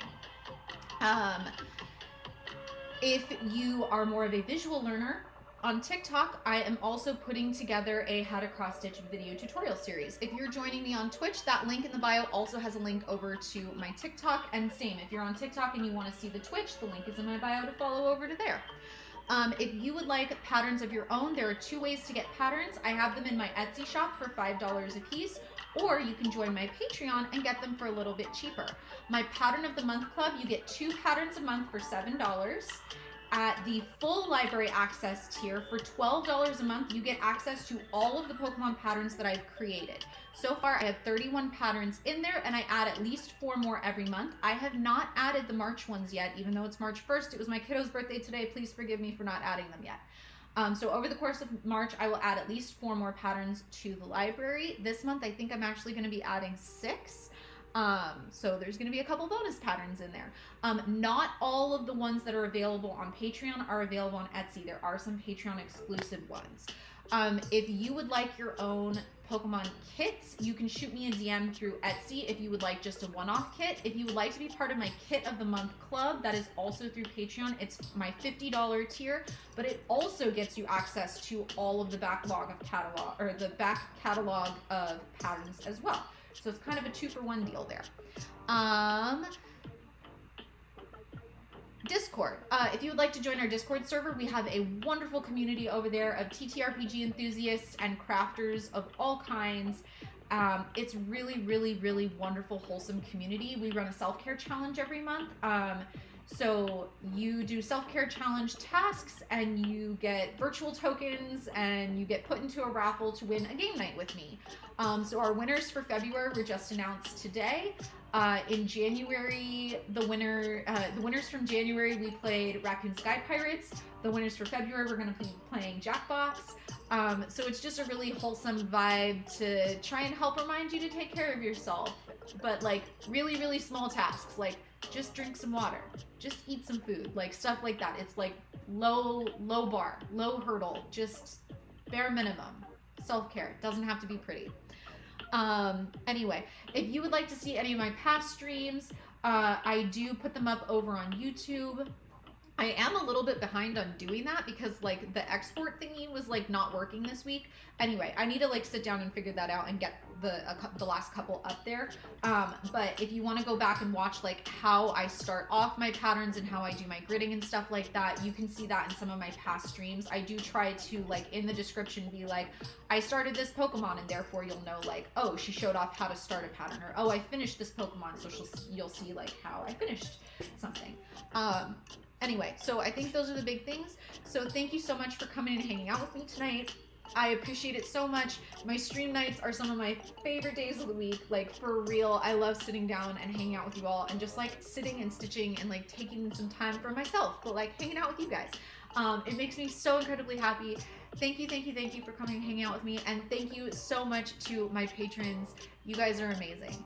I go live 2 days a week. I go live on Wednesdays and Sundays at 7:30 Eastern time. So today's Wednesday. I will see you again on